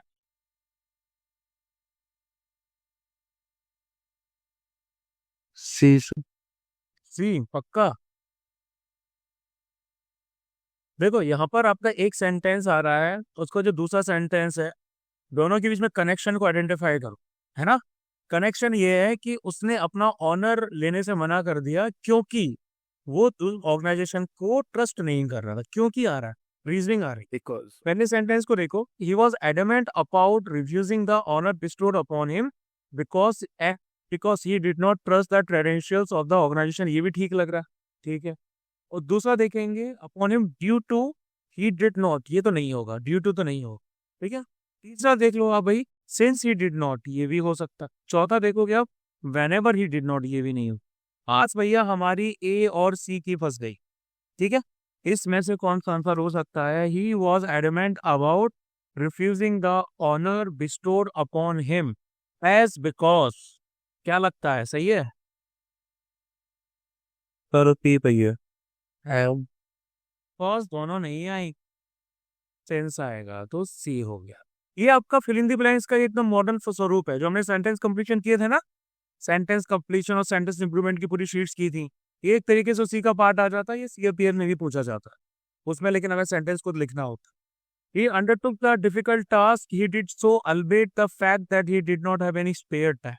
ठीक है, उसने क्या किया है, उसने डिफिकल्ट टास्क को अपने हाथों में ले लिया है। ठीक है, लेकिन उसने ये क्यों किया है, ये उसने ये जानते पूछते हुए भी किया है कि उसके पास में कोई स्पेयर टाइम नहीं है। अब आप यहाँ पर ऑप्शंस को देखोगे तो he undertook the difficult task in spite of the fact that he did not have any spare time, meaning तो वही दे रहा है ना, ये हो सकता है। He undertook the difficult task because of the fact that he did not have any spare time. Difficult, हाँ ये नहीं होगा, डिफिकल्ट टास्क इसीलिए थोड़ी लिया है कि भैया उसके पास स्पेयर टाइम नहीं है, नहीं होगा। He undertook the difficult task contrary to the fact that he did not have any spare time. Contrary नहीं है ये चीज डिफिकल्ट है लेकिन contrary नहीं है, अपोजिट नहीं है मीनिंग में। He undertook the difficult task nevertheless for the fact that he did not have any spare time. ये भी नहीं होगा, ठीक है, मतलब कि he undertook the difficult task in spite of the fact that he did not have any spare time. आगे आते हैं, he wrote the exam with the utmost confidence. पूरे कॉन्फिडेंस के साथ एग्जाम भैया बंदे ने लिखा है। He was grossly underprepared for the examination. ठीक है, पूरे कॉन्फिडेंस के साथ लिखा है लेकिन बंदा अंडर प्रिपेयर्ड भी था। तो यहाँ पर आपके कॉन्ट्रडिक्शन टाइप का दिख रहा है। ऑप्शंस के एक बार देख सकते हैं, है ना, ऑप्शंस को देख लेते हैं। He wrote the exam with the utmost confidence, so he was grossly underprepared for the examination. नहीं, अगर utmost confidence है eight the same time under prepared reasoning नहीं होगी तो ये तो नहीं होगा। He wrote the exam with the utmost confidence for whenever he was grossly ये भी नहीं होगा, साफ साफ पता चल रहा है, एक्सप्लेन ही नहीं करना। He wrote the exam with the utmost confidence, nevertheless he was grossly, ये भी नहीं होगा। ऑप्शन एक ही बच रहा है, देखते हैं इसका। हाँ, he wrote the exam with the utmost confidence although he was grossly underprepared for the examination, है ना, हालांकि वो underprepared था तो भी। He pledged to donate his body parts. He was himself the beneficiary of organ transplantation. यहाँ पर आपका दोनों पॉइंट्स कनेक्टेड है क्योंकि वाला एंगल आ जाती है। अपने बॉडी पार्ट्स को डोनेट कर रहा है क्योंकि उसको खुद को ऑर्गन ट्रांसप्लांटेशन के बेनिफिट्स मिले, तो क्योंकि वाला एंगल हमें ढूंढ। He pledged to donate his body parts though he was himself the beneficiary of organ transplantation. दो नहीं आएगा, दो येट वगैरह यहाँ पर नहीं लगेगा, ठीक है। He pledged to donate his body parts because he was himself the beneficiary of organ transplantation. ये तो मैच कर रहा है। He pledged to donate his body parts if he was himself, नहीं, if तो नहीं आएगा। He pledged to donate his body parts but he was himself, but भी नहीं आएगा, ऑप्शन भी आएगा। सारे ऑप्शंस गो थ्रू करने हैं आप लोगों को। He was adamant to undertake the journey to the hills. He had promised to visit his school. ठीक है, रीजनिंग आ जा रही है, वो हिल्स की तरफ अपनी जर्नी ले जा रहा है, क्यों, क्योंकि उसने उसके स्कूल विजिट करने का प्रॉमिस। तो he was adamant to undertake the journey to the hills for he had promised to visit his school. ठीक लग रहा है। He was adamant to undertake the journey to the hills even if he had नहीं, ये even तो नहीं आया, ठीक है। इसके बाद में if भी नहीं आएगा and forever he had भी नहीं आएगा, ऑप्शन ए ही आएगा। बहुत बेसिक है, कोई doubt?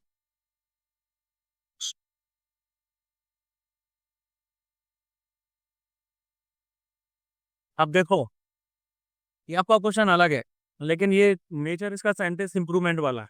Sentence completion, sentence improvement, ये सबका नेचर एक जैसा ही। In the following item sentence दे रखा है, एक या एक से ज्यादा अंडरलाइन वर्ड्स दे रखे हैं, ऑप्शंस वो भी आपको दे रखे हैं, उनमें से आपको करेक्ट आंसर मार्क करना है एबीसी में से, जो कि मोस्ट अप्रोप्रिएट आ जाते हैं, जिसको आपको सब्स्टिट्यूट कर। अगर कोई भी भैया आप आइडेंटिफाई नहीं कर पा रहे हो, आपको लगता है कि भैया कोई सही नहीं है, तो फिर आप नो इम्प्रूवमेंट करो, ठीक है। Similar mishaps are continually happening on the new highway because of signaling occurring on the new highway.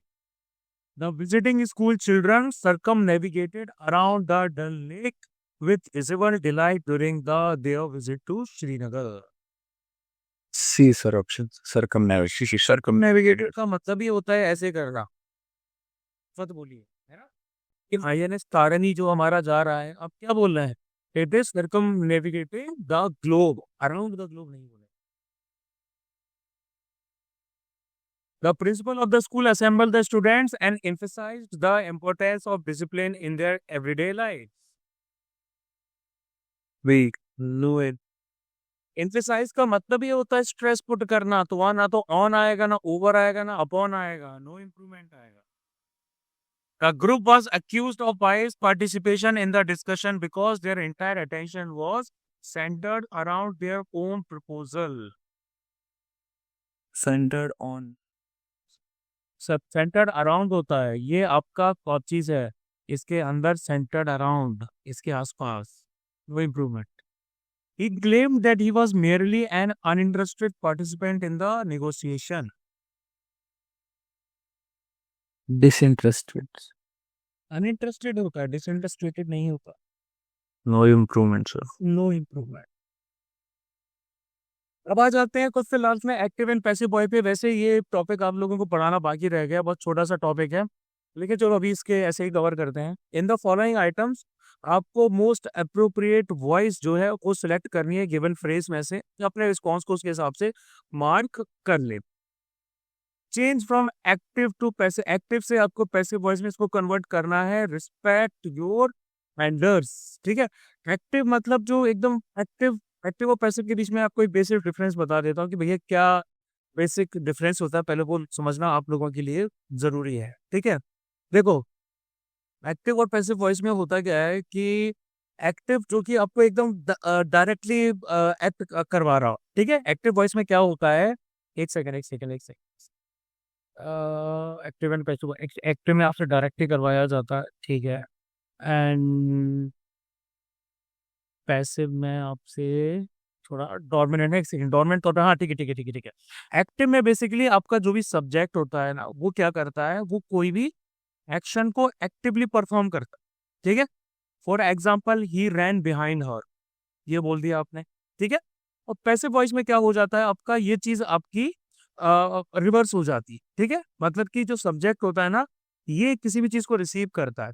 आप इसको ऐसे बोल सकते हैं दैट नहीं, इसको ऐसे बोल सकते हैं कि like he throw the ball, ठीक है, ही थ्रो द बॉल, या फिर ही रिसीव द बॉल, ऐसे आपने बोल दिया। उसका अपोजिट आप ऐसे बोलोगे the ball was received by, ठीक है, ये पैसिव में हो जाता है। तो इसको अगर इस पर्सपेक्टिव से देखेंगे तो ऐसा समझना, रिस्पेक्ट योर एल्डर्स, यानी कि एक्टिव से पैसिव में करना है तो क्या आएगा, Should be रिस्पेक्टेड, ठीक है। अब एक्टिव से पैसिव में दोबारा करना है आपको, shut the door for which. Passive to active voice में करना है, Sujata was advised by her mother to carry an umbrella while stepping out into the rain. Sir, sir, her mother advised Sujata to carry an umbrella. Carry an umbrella while stepping out onto the rain. Passive to active, he was said to be a good cricketer. This. She said he was good at cricketer. बिल्कुल। अब उसके बाद passive to active again, his hair is being cut by a professional. He is cutting his hair, ठीक है। वैसे तो भैया देखो आपके ये खत्म हो चुके हैं, लेकिन अभी हमें back to para jumbles and Comprehensions.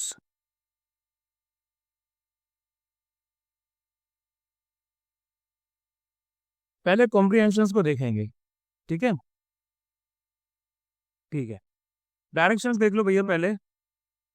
इसमें बोला जा रहा है कि इन दिस सेक्शन आपको 2 शॉर्ट पैसेजेस दिए जा रहे हैं। हर पैसेज के बाद कुछ आपको क्वेश्चंस यानी कि आइटम्स दिए जाएंगे। पैसेज को पढ़िए अच्छे से, आंसर्स जो आइटम्स के हैं वो उसी के ऊपर बेस्ड होंगे, आपको बस उसके हिसाब से ढूंढना, ठीक है। ओपिनियन ऑफ द ऑथर वगैरह ये सब चेक कर। मैं आपको पहले एक बार रीड कर देता हूँ इसको, आई होप आप सब लोग रीड करके आए हो ना, ठीक है। Passage 1, It must not be imagined that a walking tour, as some would have us fancy, is merely a better or worse way of seeing the country. There are many ways of seeing landscape quite as good and none more vivid in spite of canting vantage than from a railway track. But landscape on a walking tour is quite a necessary. He who is indeed of the brotherhood does not voyage in quest of the picturesque, but of certain jolly humors, of the hope and spirit with which the march begins at morning and the peace and spiritual repletion of the evening's rest. He cannot tell whether he puts his nap snack on or takes it off with more delight. The excitement of the departure puts him in key for that of the arrival. Whatever he does is not only a reward in itself, but will be further rewarded in the sequel. And so pleasure leads on to pleasure in an endless chain. It is this that so few can understand. They will either be always lounging or always at 5 miles an hour. They do not play off the one against the other, prepare all day for the evening and all evening for the next day. ठीक है, ये तो भैया आधा हुआ है. उसके बाद, now to be properly enjoyed, a walking tour should be gone upon alone. If you go in a company or even in pairs, it is no longer in a walking tour in anything but name. It is something else and more in the nature of a picnic. A walking tour should be gone upon alone because freedom is of the essence, because you should be able to stop and go on and follow this or that as the freak takes you. And because you must have your own pace and neither trot alongside a champion walker nor mince in a kind with a girl, and then you must be open to all impressions and let your thoughts take color from what you see. You should be as a pipe for any wind to play upon. I cannot see the wit, says Hazlitt, of walking and talking at the same time. When I'm in the country, I wish to agitate like the country, which is the gist of all that can be said upon the matter. There should be no cackle of voices at your elbow to jar on the meditative silence of the morning. And so long as a man is reasoning, he cannot surrender himself to the fine intoxication that comes of much motion in the open air, that begins in a sort of dazzle and sluggishness of the brain and ends in a peace that passes comprehension. हम सबको पता है कि पूरा का पूरा passage जो है ये वॉकिंग टूर के ऊपर आपका सेंटर्ड है ना, कि अकेले चलना क्यों भैया अच्छा है. आया ना समझ में? Yes, sir. So according to the passage, what is the primary purpose of the walking tour? क्या पर्पस है वॉकिंग टूर का? Longing for pleasure. We're longing for pleasure. Option C. क्या समझ में आ रहा है? लॉन्गिंग फॉर प्लेजर तो कहीं नहीं लिखा. कहाँ लिखा है? It must not be imagined that a walking tour, as some would have us fancy, is merely a better or worse way of seeing the country. कि भैया वॉकिंग टूर जो रहता है, जैसे कुछ लोग उसको फैंसी तरीके से कहना चाहते हैं, वो बेटर या फिर बुरा तरीका है कंट्री यानी कि गांव साइड को देखने का. बहुत सारे तरीके हैं of seeing landscape quite as good and none more vivid in spite of canting dilettantes than from a railway train. ठीक है कि भैया लैंडस्केप देखना ये मेन मुद्दा है. कई लोग उसको ट्रेन के हिसाब से देखते, कई लोग वैसे देखते. यहाँ पर है सीइंग द लैंडस्केप. सर वैसे लास्ट लाइन में है क्या लिखा हुआ है? Sir and so long as man is reading. Hands in a peace that passes comprehension. हाँ सर नहीं, लास्ट में जो एंड सो लॉन्ग नहीं सर, राइट में एंड सो लॉन्ग एज नहीं है, वो लाउंजिंग है. तो मतलब पॉइंट मेरा ये ना कि प्लेजर फाइंड करना है. देखो, आपको कॉम्प्रिहेंशन से मीनिंग डिराइव नहीं करनी है. अगर आपको एज इट इज दिख रहा है तो आपको वहीं से वो पिक करना है. सर मैं राइट साइड में कह रहा हूँ, वो लाउंजिंग नहीं कह रहा सर मैं. And so long as a man is reasoning sir, right side में. मुझे लाइन नंबर बताओ. Sir fifth last. And so long as a man is हाँ जी, sir. listening, he cannot surrender himself to the fine intoxication that comes of much motion in the open air, that begins in sort of dazzle and sluggishness of the brain and ends in a peace that passes comprehension. देखो, बात इसमें कही गई है pleasure वाली, काफी हद तक कही गई है, लेकिन एग्जैक्ट वो बात नहीं कही गई है. ठीक है, प्राइमरी पर्पस पूछा जा रहा है आपका टूर का. इसमें और भी बहुत सारी चीजें हैं, है ना. हैजलिट बोल रहा है कि भैया मुझे वेजिटेट करना है कंट्री की तरह. कोई बोल रहा है कैसे करना है, कोई बोल रहा है कैसे करना है. बहुत सारी चीजें है ना. फ्रीडम ऑफ द एसेंस की बात भी की जा रही है, लेकिन यहाँ पर प्राइमरी पर्पस बोला जा. प्राइमरी पर्पस बोला क्या गया? There are many ways of seeing landscape. ये सब तो आपके तरीकों की बात की गई, लेकिन वॉकिंग टूर का प्राइमरी पर्पस तो लैंडस्केप को देखना ही है ना. Agree sir. आगे आते हैं. According to the passage, a walking tour should be gone upon alone. क्यों अकेले जाना चाहिए?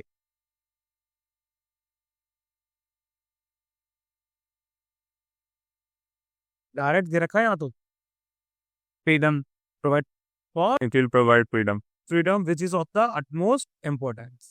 According to the passage, what can adversely affect the walking tour? क्या चीज उसको नेगेटिवली अफेक्ट कर सकती है? Walking and talking at the same time. Walking and talking at the same time. Answer तो है, लेकिन लिखा कहाँ?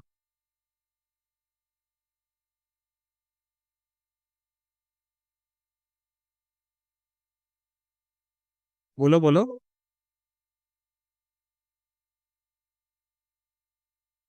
There should be no cackle of voices at your elbow to jar on the meditative silence of the morning. ठीक है, तो ये adversely आपको अफेक्ट कर सकता है। इसके साथ साथ ओवरऑल भी अगर आप यहाँ देखोगे तो यहाँ पर भी दे रखा सर है, इसी के ऊपर 2 लाइन में लिखा हुआ sir, I can not see the wit walking and talking at the same time. I can not see the wit walking and talking at the same time. ठीक है, आगे आते हैं। According to the passage, how should a walking tour conclude? Conclude कैसे होना चाहिए? अब यहाँ पर आ जाए तो वो जो हम पहले पैराग्राफ में देख रहे थे। Sir with a peace that delights you. हाँ, with the meditative peace around the real surrounding, surrender himself to that fine intoxication that comes of much motion in the open air. ठीक है, to jar on the meditative silence and all and all and all. ठीक है, ये sir B नहीं आएगा, with a peace that delights you. with the peace that delights you, अकेली peace की बात नहीं आ रही है यहाँ पर, पूरा ओवरऑल सर क्योंकि बिल्कुल लास्ट लाइन में लिखा हुआ है ends in a peace that passes comprehension. that passes comprehension है ना, तो passes comprehension का क्या मतलब है? passes understanding. passes understanding मतलब something related to the meditation. ठीक है, ये पीस हमें एक्साइट नहीं कर रही है, डिलाइट नहीं कर रही है, ये आपको स्लगिशनेस में डाल रही है, एकदम सुस्त कर रही है। तो इसका होगा मेडिटेटिव पीस, एकदम शांत रहने वाली। What is the meaning of the word dilettantes in the passage? क्या मतलब होता है भैया?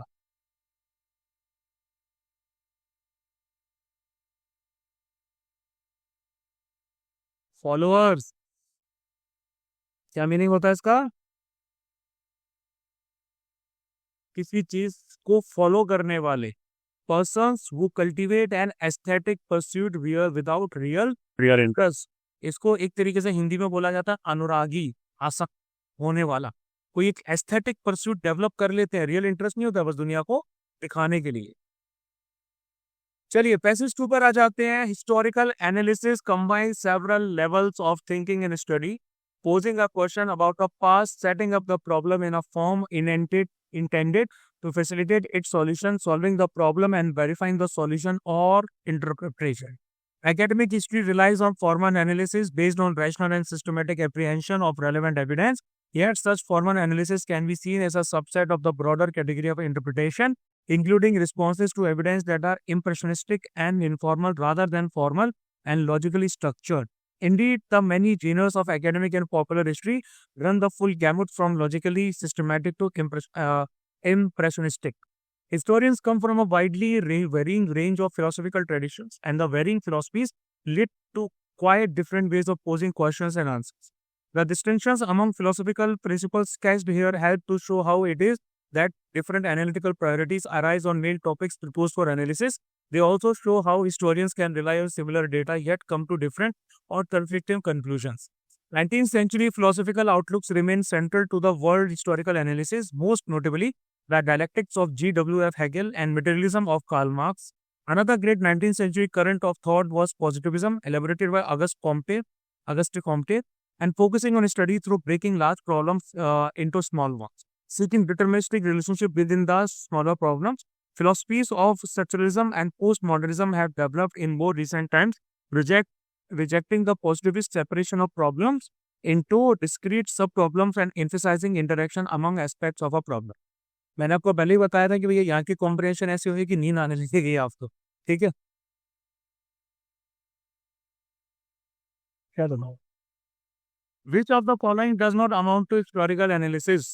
कौन सी इसमें चीज जो है वो आपकी हिस्टोरिकल एनालिसिस के बराबर नहीं है? इसमें क्या बोला गया है? हिस्टोरिकल एनालिसिस में सेवरल लेवल्स ऑफ थिंकिंग और स्टडी आ जाती है। एक क्वेश्चन जो पास्ट के लिए पोज किया जाता है, प्रॉब्लम को इस तरीके से सेटअप किया जाता है कि उसका सॉल्यूशन फैसिलिटेट करवाया जा सके, सॉल्व किया जाता है प्रॉब्लम को, सॉल्यूशन को वेरीफाई किया जाता है, उसका इंटरप्रिटेशन किया जाता है ना, ये सब आ जाता है।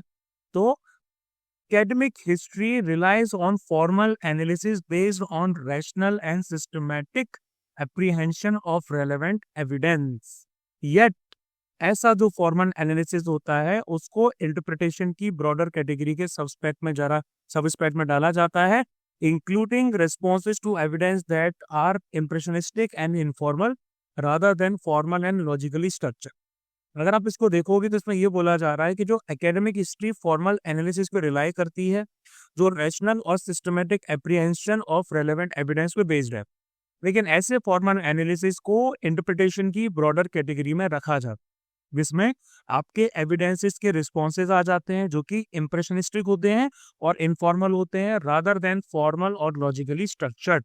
तो यहाँ पर आता है हिस्टोरिकल एनालिसिस में आपका सेवरल लेवल्स ऑफ थिंकिंग आ जाती हैं, कंक्लूजन पे अराइव किया जाता है, प्रॉब्लम को सॉल्व किया जाता है, वेरीफाइंग किया जाता है, पोस्ट किया जाता है क्वेश्चन पास्ट के बारे में, ये सब तो आ ही जाता है। तो ऑप्शन हमारा एक ही बचता है, draw from evidence to make impressionistic and informal conclusion.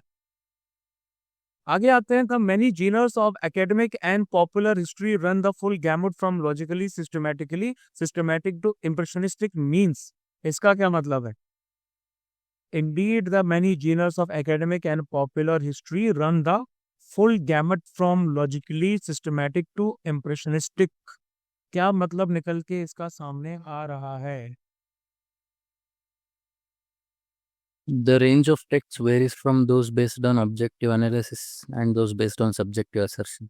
अगर हम एकेडमिक हिस्ट्री की बात कर रहे हैं तो एकेडमिक हिस्ट्री आ जाता है आपका ऑब्जेक्टिव एनालिसिस, और अगर हम पॉपुलर हिस्ट्री की बात कर रहे हैं तो ये आपका आ जाता है subjective assertion.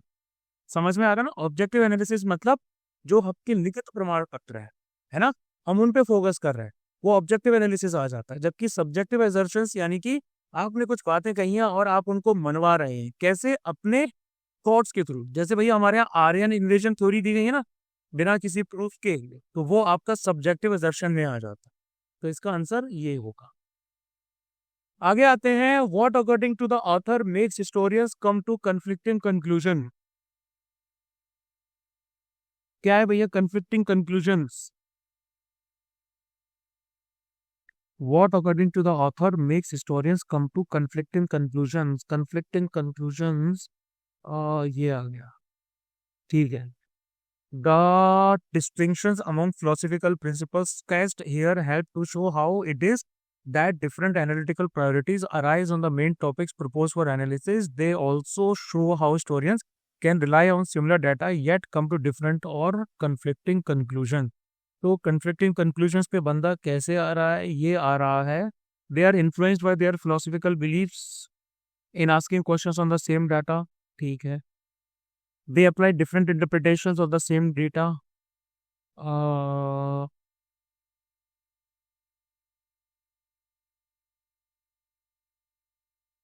Different analytical priorities arise on the main topics proposed for analysis. They also show how historians can rely on similar data yet come to different or conflicting conclusion. तो different interpretation same data से आता है, ये भी ठीक है। They go for the primary data and evidence, ऐसा तो कहीं नहीं लिखा। They are influenced by the current political development. नहीं, ये भी करंट नहीं, ये पुरानी बातें की जा रही है ना, पोस्ट मॉडर्न वर्ल्ड की बात की जा रही है। नहीं, ये भी नहीं हो। 1 and 2 only. Which words from the passage can be substituted for the assertion that all events and human actions are ultimately shaped by causes external to the will? ऐसा कौन सा वर्ड है भैया जो इस पूरे फ्रेज को सब्सिट्यूट कर सकता है? मतलब ये एक आइडियोलॉजी का टाइप आ जाता है, ठीक है। इस आइडियोलॉजी को क्या कहा जाता है?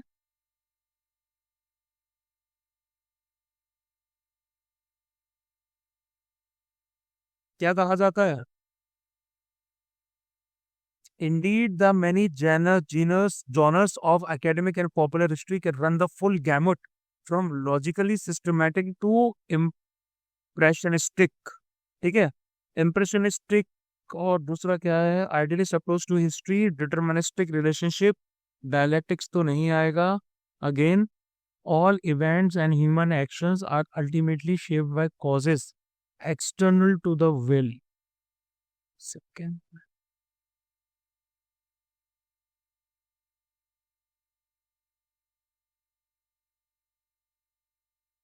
डिटरमिनिस्टिक रिलेशनशिप, ये तो नहीं होगा। नहीं नहीं नहीं, आइडियलिस्ट अप्रोच टू हिस्ट्री भी तो बिल्कुल नहीं है, डायलेक्टिक्स भी नहीं है। इसका इम्प्रेशनिस्ट, सॉरी इम्प्रेशनिस्टिक ही होना चाहिए। मेरे ख्याल से तो यही है।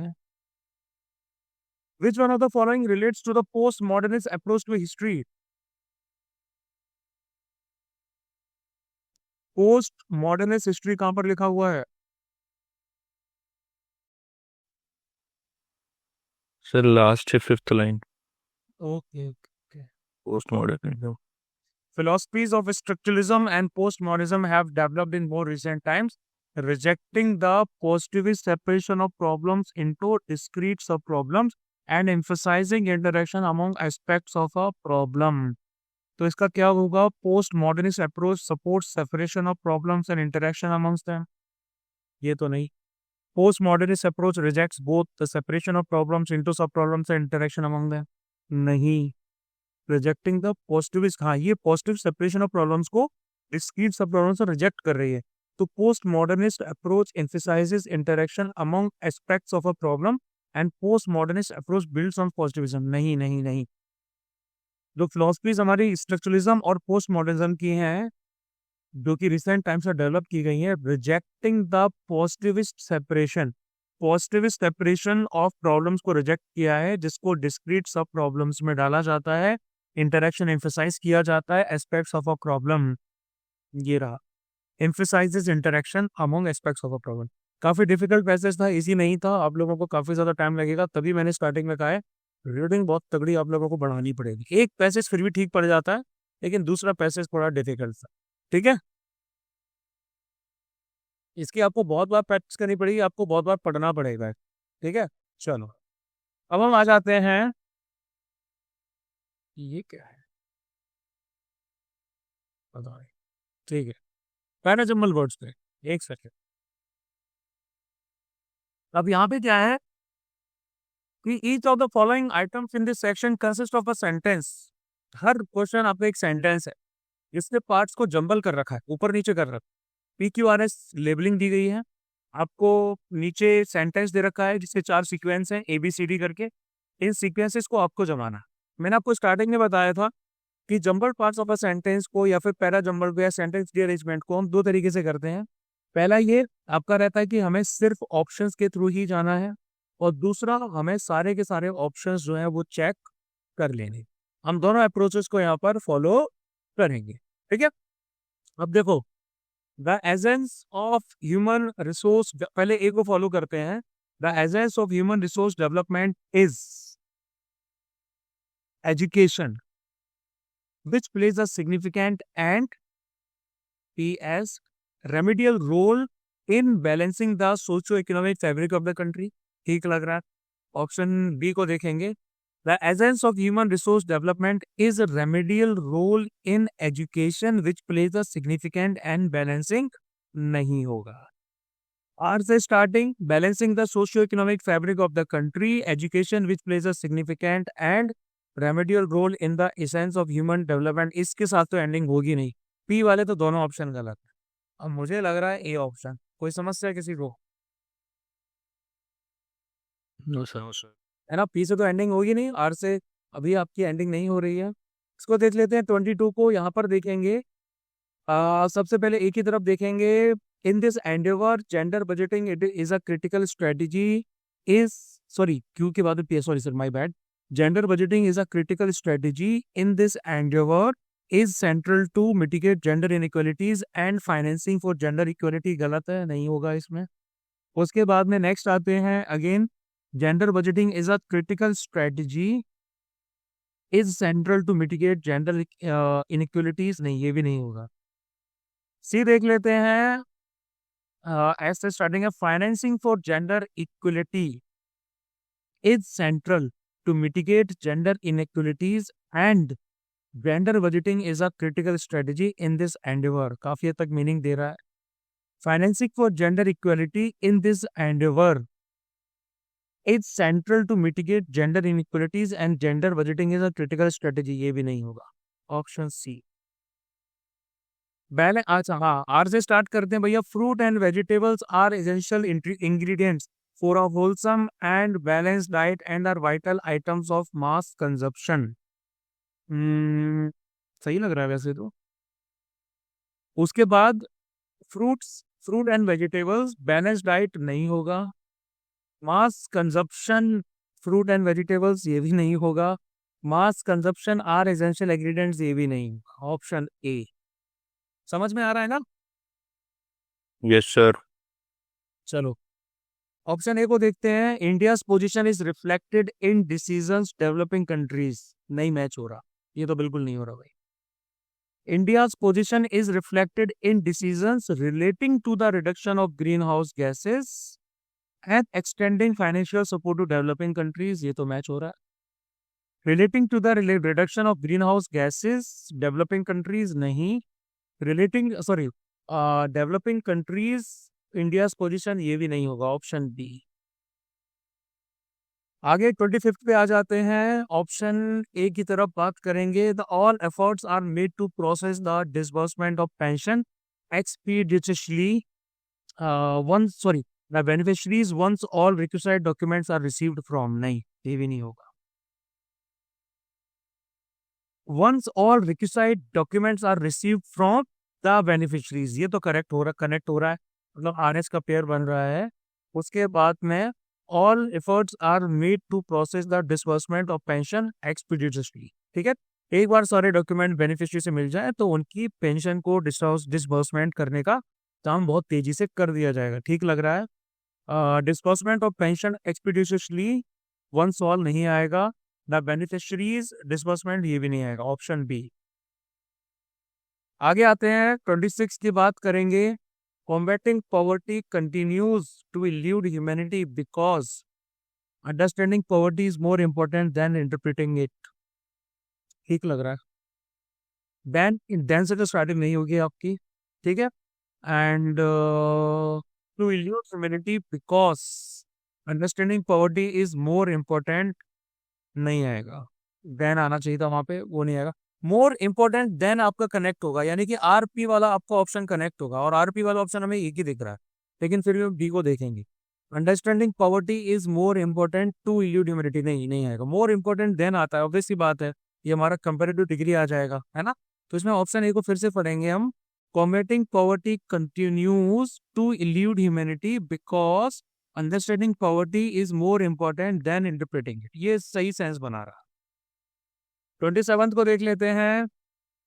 Are restructuring of existing curriculum following the liberal approach and pedagogy in schools and colleges that NEP 2020 envisages, नहीं, मैच तो नहीं कर रहा। The national NEP 2020 envisages and pedagogy, नहीं, ये भी नहीं आएगा। फॉलोइंग द लिबरल अप्रोच, एक second, are following the liberal approach, the National Education Policy 2020 envisages a restructuring of existing curriculum and pedagogy in schools and colleges, appeal कर रहा है। इसको देखेंगे। Following the liberal approach and pedagogy in schools and colleges, a restructuring of existing curriculum, the NEP 2020, नहीं आएगा। pedagogy पता ना क्या होता है?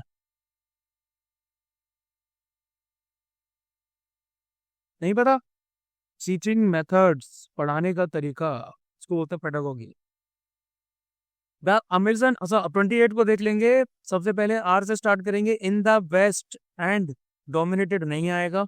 एस से स्टार्ट करेंगे। Dominated by the Andes mountains, the Amazon basin in the central north, in the west, ये भी मैच नहीं कर रहा है। अमेरिका फिजियोग्राफी, ये सही भी लग रहा है देखने में। America physiography is dominated by the Andes mountain in the west and Amazon basin in the central north, ये ठीक लग रहा है। और the Amazon basin in the central north, ये भी नहीं है। सी 29 की बात करेंगे। Historically and culturally Indian society has been eclectic encompassing a great many differences and contradictions, ठीक है। Historically and culturally Indian society differences and contradiction, नहीं, कनेक्ट नहीं हो रहा है। Encompassing a great many has been eclectic, नहीं। Encompassing, अच्छा P Q तो दोनों ही नहीं आएगा। Option A is the correct. आगे सबसे last, to be a form of age old experimental wisdom systems of India and is considered, नहीं है। The Siddha system is one of the ancient comprehensive medical systems of India and is considered to be a form of age-old experimental wisdom, ठीक लग रहा है। P से starting नहीं होगी वैसे तो, systems of India and is considered नहीं है, अगेन पी से नहीं होगा, ऑप्शन बी। कोई डाउट भैया इसमें? No, sir. ऑप्शंस के थ्रू जाओगे चीजें जल्दी सॉल्व होंगी, है ना? ऑप्शंस के थ्रू जाओ, अपने आप से कनेक्ट करने की कोशिश ना करो। चलो अब आ जाते हैं सबसे लास्ट पार्ट हमारा, सेंटेंस रीअरेंजमेंट। इस सेक्शन में हर आइटम में आपको 6 सेंटेंस दिए एक पैसेज के। पहला और 6th सेंटेंस जो है ये आपको पहले दे रखे हैं, ये आपका स्टार्टिंग वाला है, ये आपका एंडिंग वाला है। बीच के जो 4 आपके सेंटेंसेस हैं इनको जम्बल्ड किया गया है, PQRS बोला गया है। इनके सीक्वेंस आपको दे रखे हैं 4 ABCD में, आपको बस मैच करना है, ठीक है? चलो, Indian defence forces are fully aligned with national agenda of Atmanirbhar Bharat and have already embarked in mission mode. ये आपका स्टार्टिंग वाला पॉइंट है ना। अब इसी के बारे में आपको अंदर बताया जाएगा, और एंडिंग देखेंगे तो as a result the Indian defence industry will be apprised about the anticipated requirements of the armed forces and is thus better prepared to realise its goal. ठीक है, थोड़ा थोड़ा समझ में आ रहा है कि भैया इसमें क्या हो सकता है, ठीक है? अब यहाँ पर देखें तो यहाँ पर स्टार्टिंग आपका कौन सा हो सकता है, क्या लग रहा है? This will provide opportunity to the Indian industry to harness their potential. What will provide the opportunity? ये this will का आंसर हमें यहाँ पता नहीं चल रहा है, ठीक है? Two positive indigenization list comprising 101 and 108 items respectively have been issued. मतलब ये आपके इंडिजनाइजेशन की बात हो रही है, मतलब आत्मनिर्भर भारत से कनेक्ट कर पा रहे हैं, ठीक है? इसको होल्ड पे रखते हैं। आर को देखेंगे, project fielded R M two, मतलब कौन से प्रोजेक्ट्स की बात हो रही है ये भी भैया हमें नहीं पता, ठीक है? द लिस्ट, अगर हम फर्स्ट सेंटेंस के अगर हम रिस्पेक्ट में देख रहे हैं, the list intend to implement ban, कौन सी लिस्ट की बात की जा रही है तो वो भी हमें नहीं पता, ठीक है? तो यहाँ पर स्टार्टिंग किससे हो सकती है? Q से सर। क्यू से। क्यू बात है, 2 ऑप्शन है हमारे पास, ये ऑप्शन को इसको देख लेते हैं हम। Two positive indigenisation list comprising 101 and 108 items respectively have been issue, तो ये आपके 1। अब लिस्ट की बात की जा रही है तो मतलब इसके बाद कौन सा आना चाहिए? एस। क्यू के बाद तो ऐसे ही आ रहा है ना, जिसमें लिस्ट बोल रखा, हाँ, तो इसके बाद ऐसा आना चाहिए। The list intend to implement ban on import of these items in a staggered manner up to 2025 and promote indigenous production। ठीक है, अब उसके बाद में QS के बाद में वैसे तो हमारा पूरा ही हो गया, लेकिन फिर भी देखेंगे तो इसमें बोला गया एंड प्रमोट इंडिजीनियस प्रोडक्शन, ठीक है? Projects fielded R M to encourage indigenization of defense technologies and reduce dependence on import. This will provide opportunity to the Indian industry to harness their potential and build an ecosystem which can sustain itself by being responsive to the needs of the defense forces. As a result, Indian defense industry apprise वगैरह वगैरह वगैरह। Option C मुझे appeal कर रहा है, आप लोग जाएंगे और आप लोग बाकी ऑप्शंस को भी एक बार चेक कर लेना। मैंने मोस्ट प्रोबेबल ऑप्शन को चूज किया है क्योंकि सारे ऑप्शंस अगर हम करेंगे तो हमें 2.5 घंटे लग जाएंगे, ठीक है? तो उतना ज़्यादा टाइम हमें नहीं देना है। कोई किसी को डाउट है इसमें? No, sir. समझ में आया हमने कैसे कनेक्ट किया? Yes, sir. ठीक है, moving on to the next. Our constitution makers were fully conscious of the fact that the scheduled caste and scheduled tribes had been oppressed and underprivileged sections of our society over the centuries and they deserved a special dispensation so that their condition may be vastly improved, है ना? तो last में आता है consequently adequate safeguards were provided for these communities in our constitution।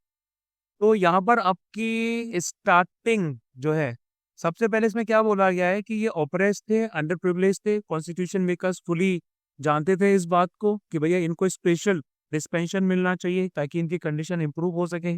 तो फिर इसके बाद में कौन सा पॉइंट आ सकता है?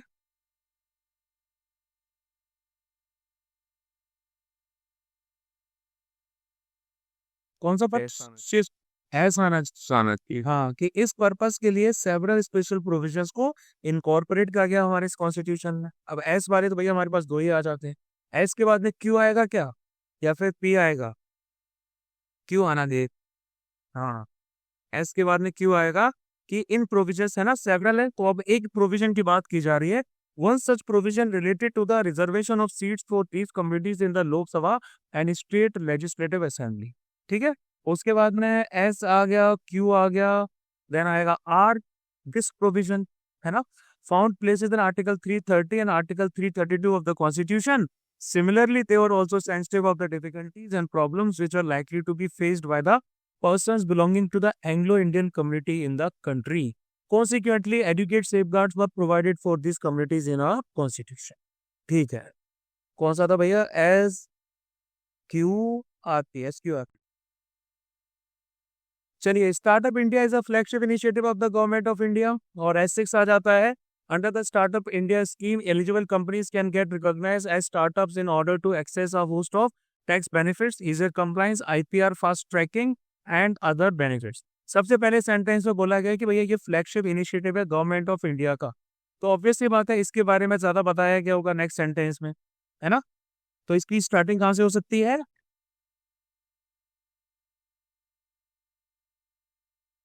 या तो एस से हो सकती है, ऐसे हो सकती है ना.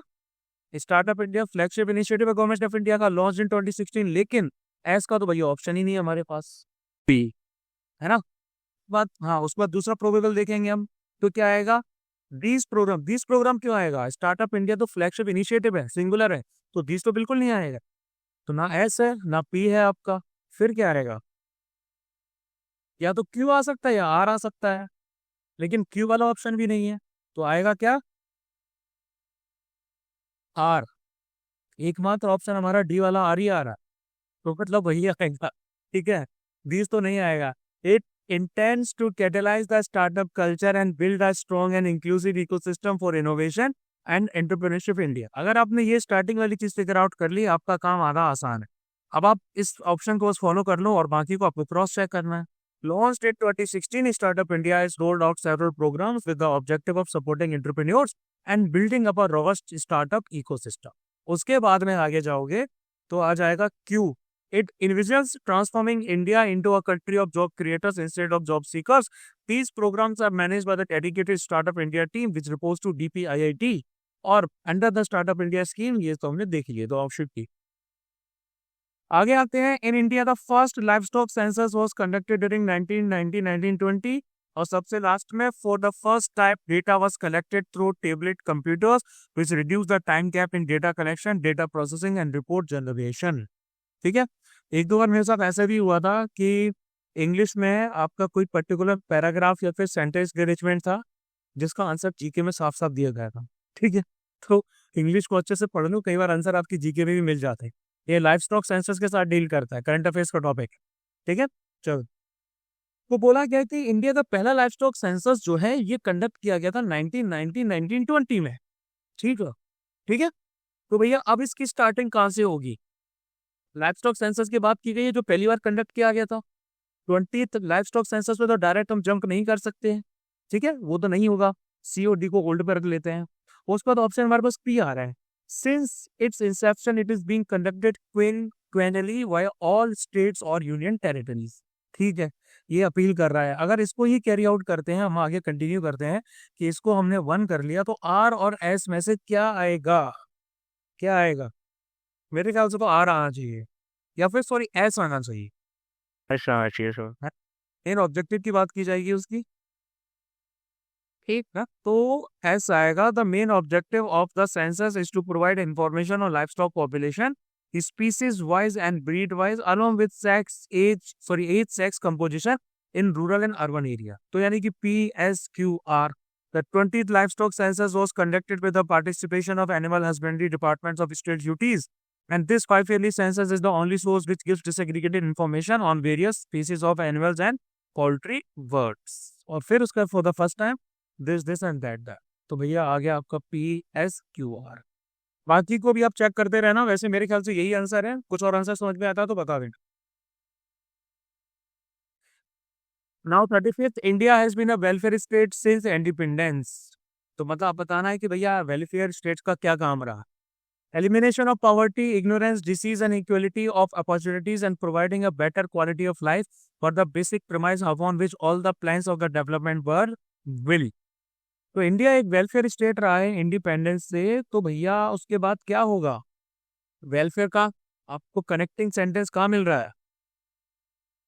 या तो पी हो सकता है, कि पॉलिसीज और programmes have been designed with the aim of elevation of rural poverty, लेकिन डायरेक्टली पहले सेंटेंस में रूरल पॉवर्टी की बात तो हुई नहीं है, तो वो तो थोड़ा नहीं लग रहा।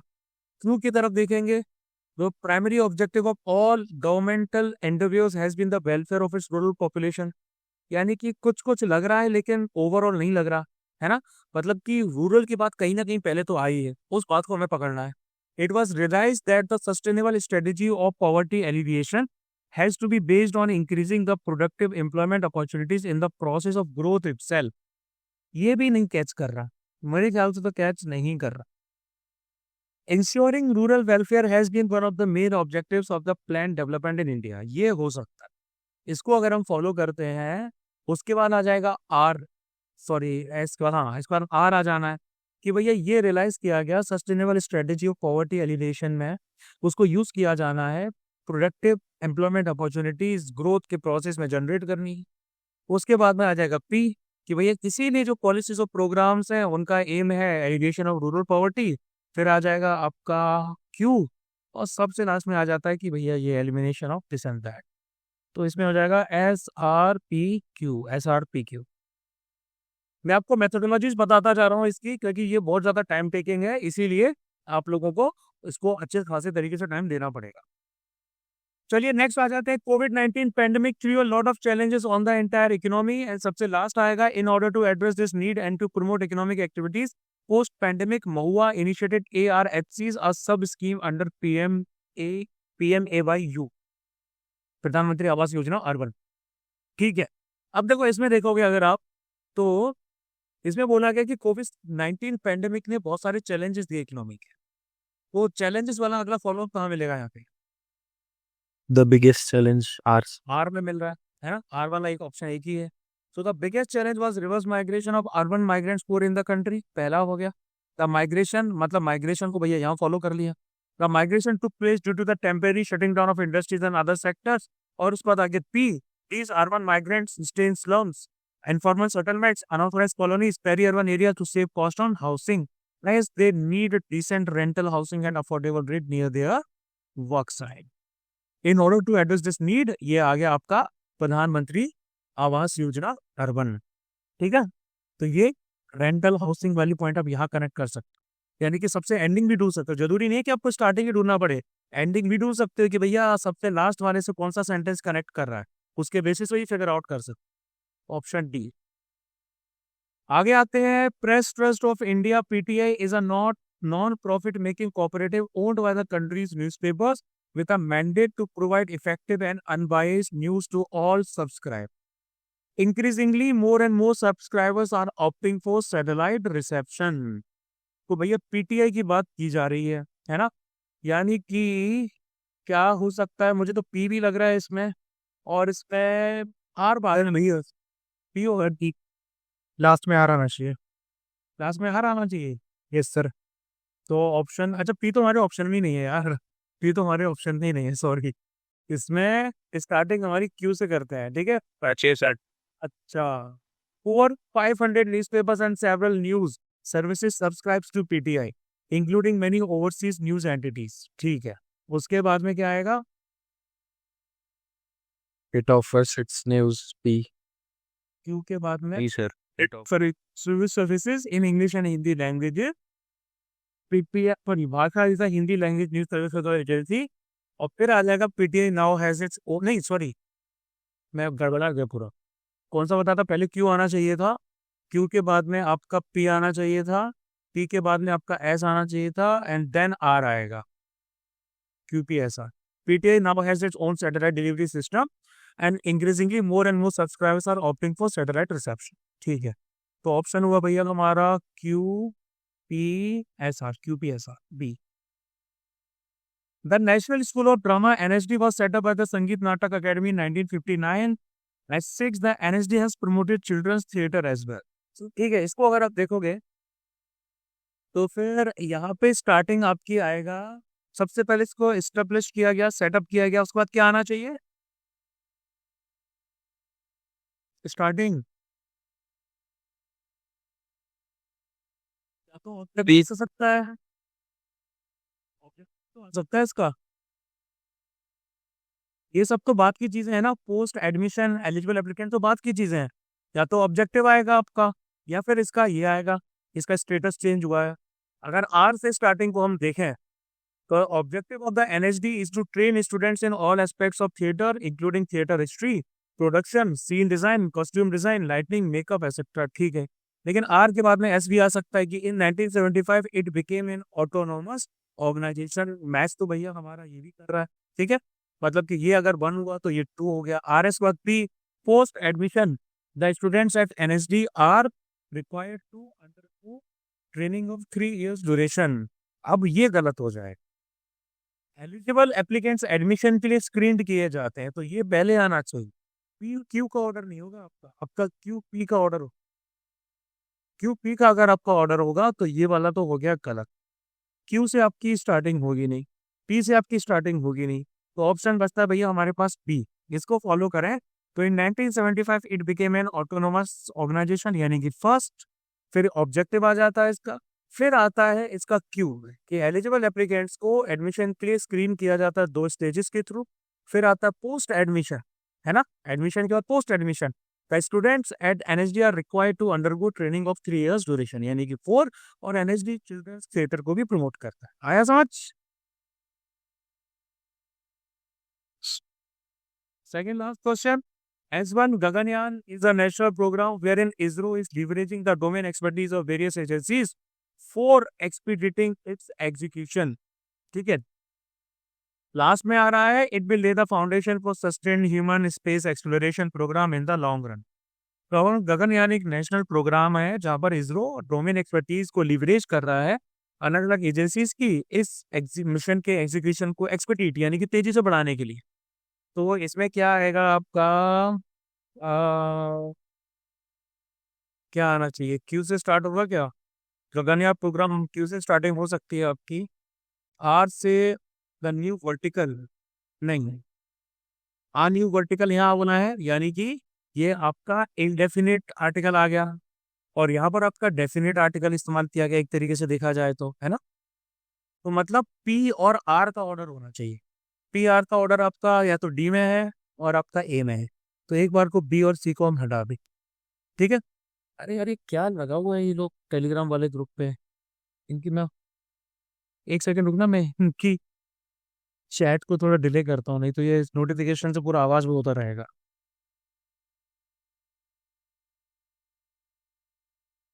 एक मिनट वाला कर दिया मैंने, ठीक है।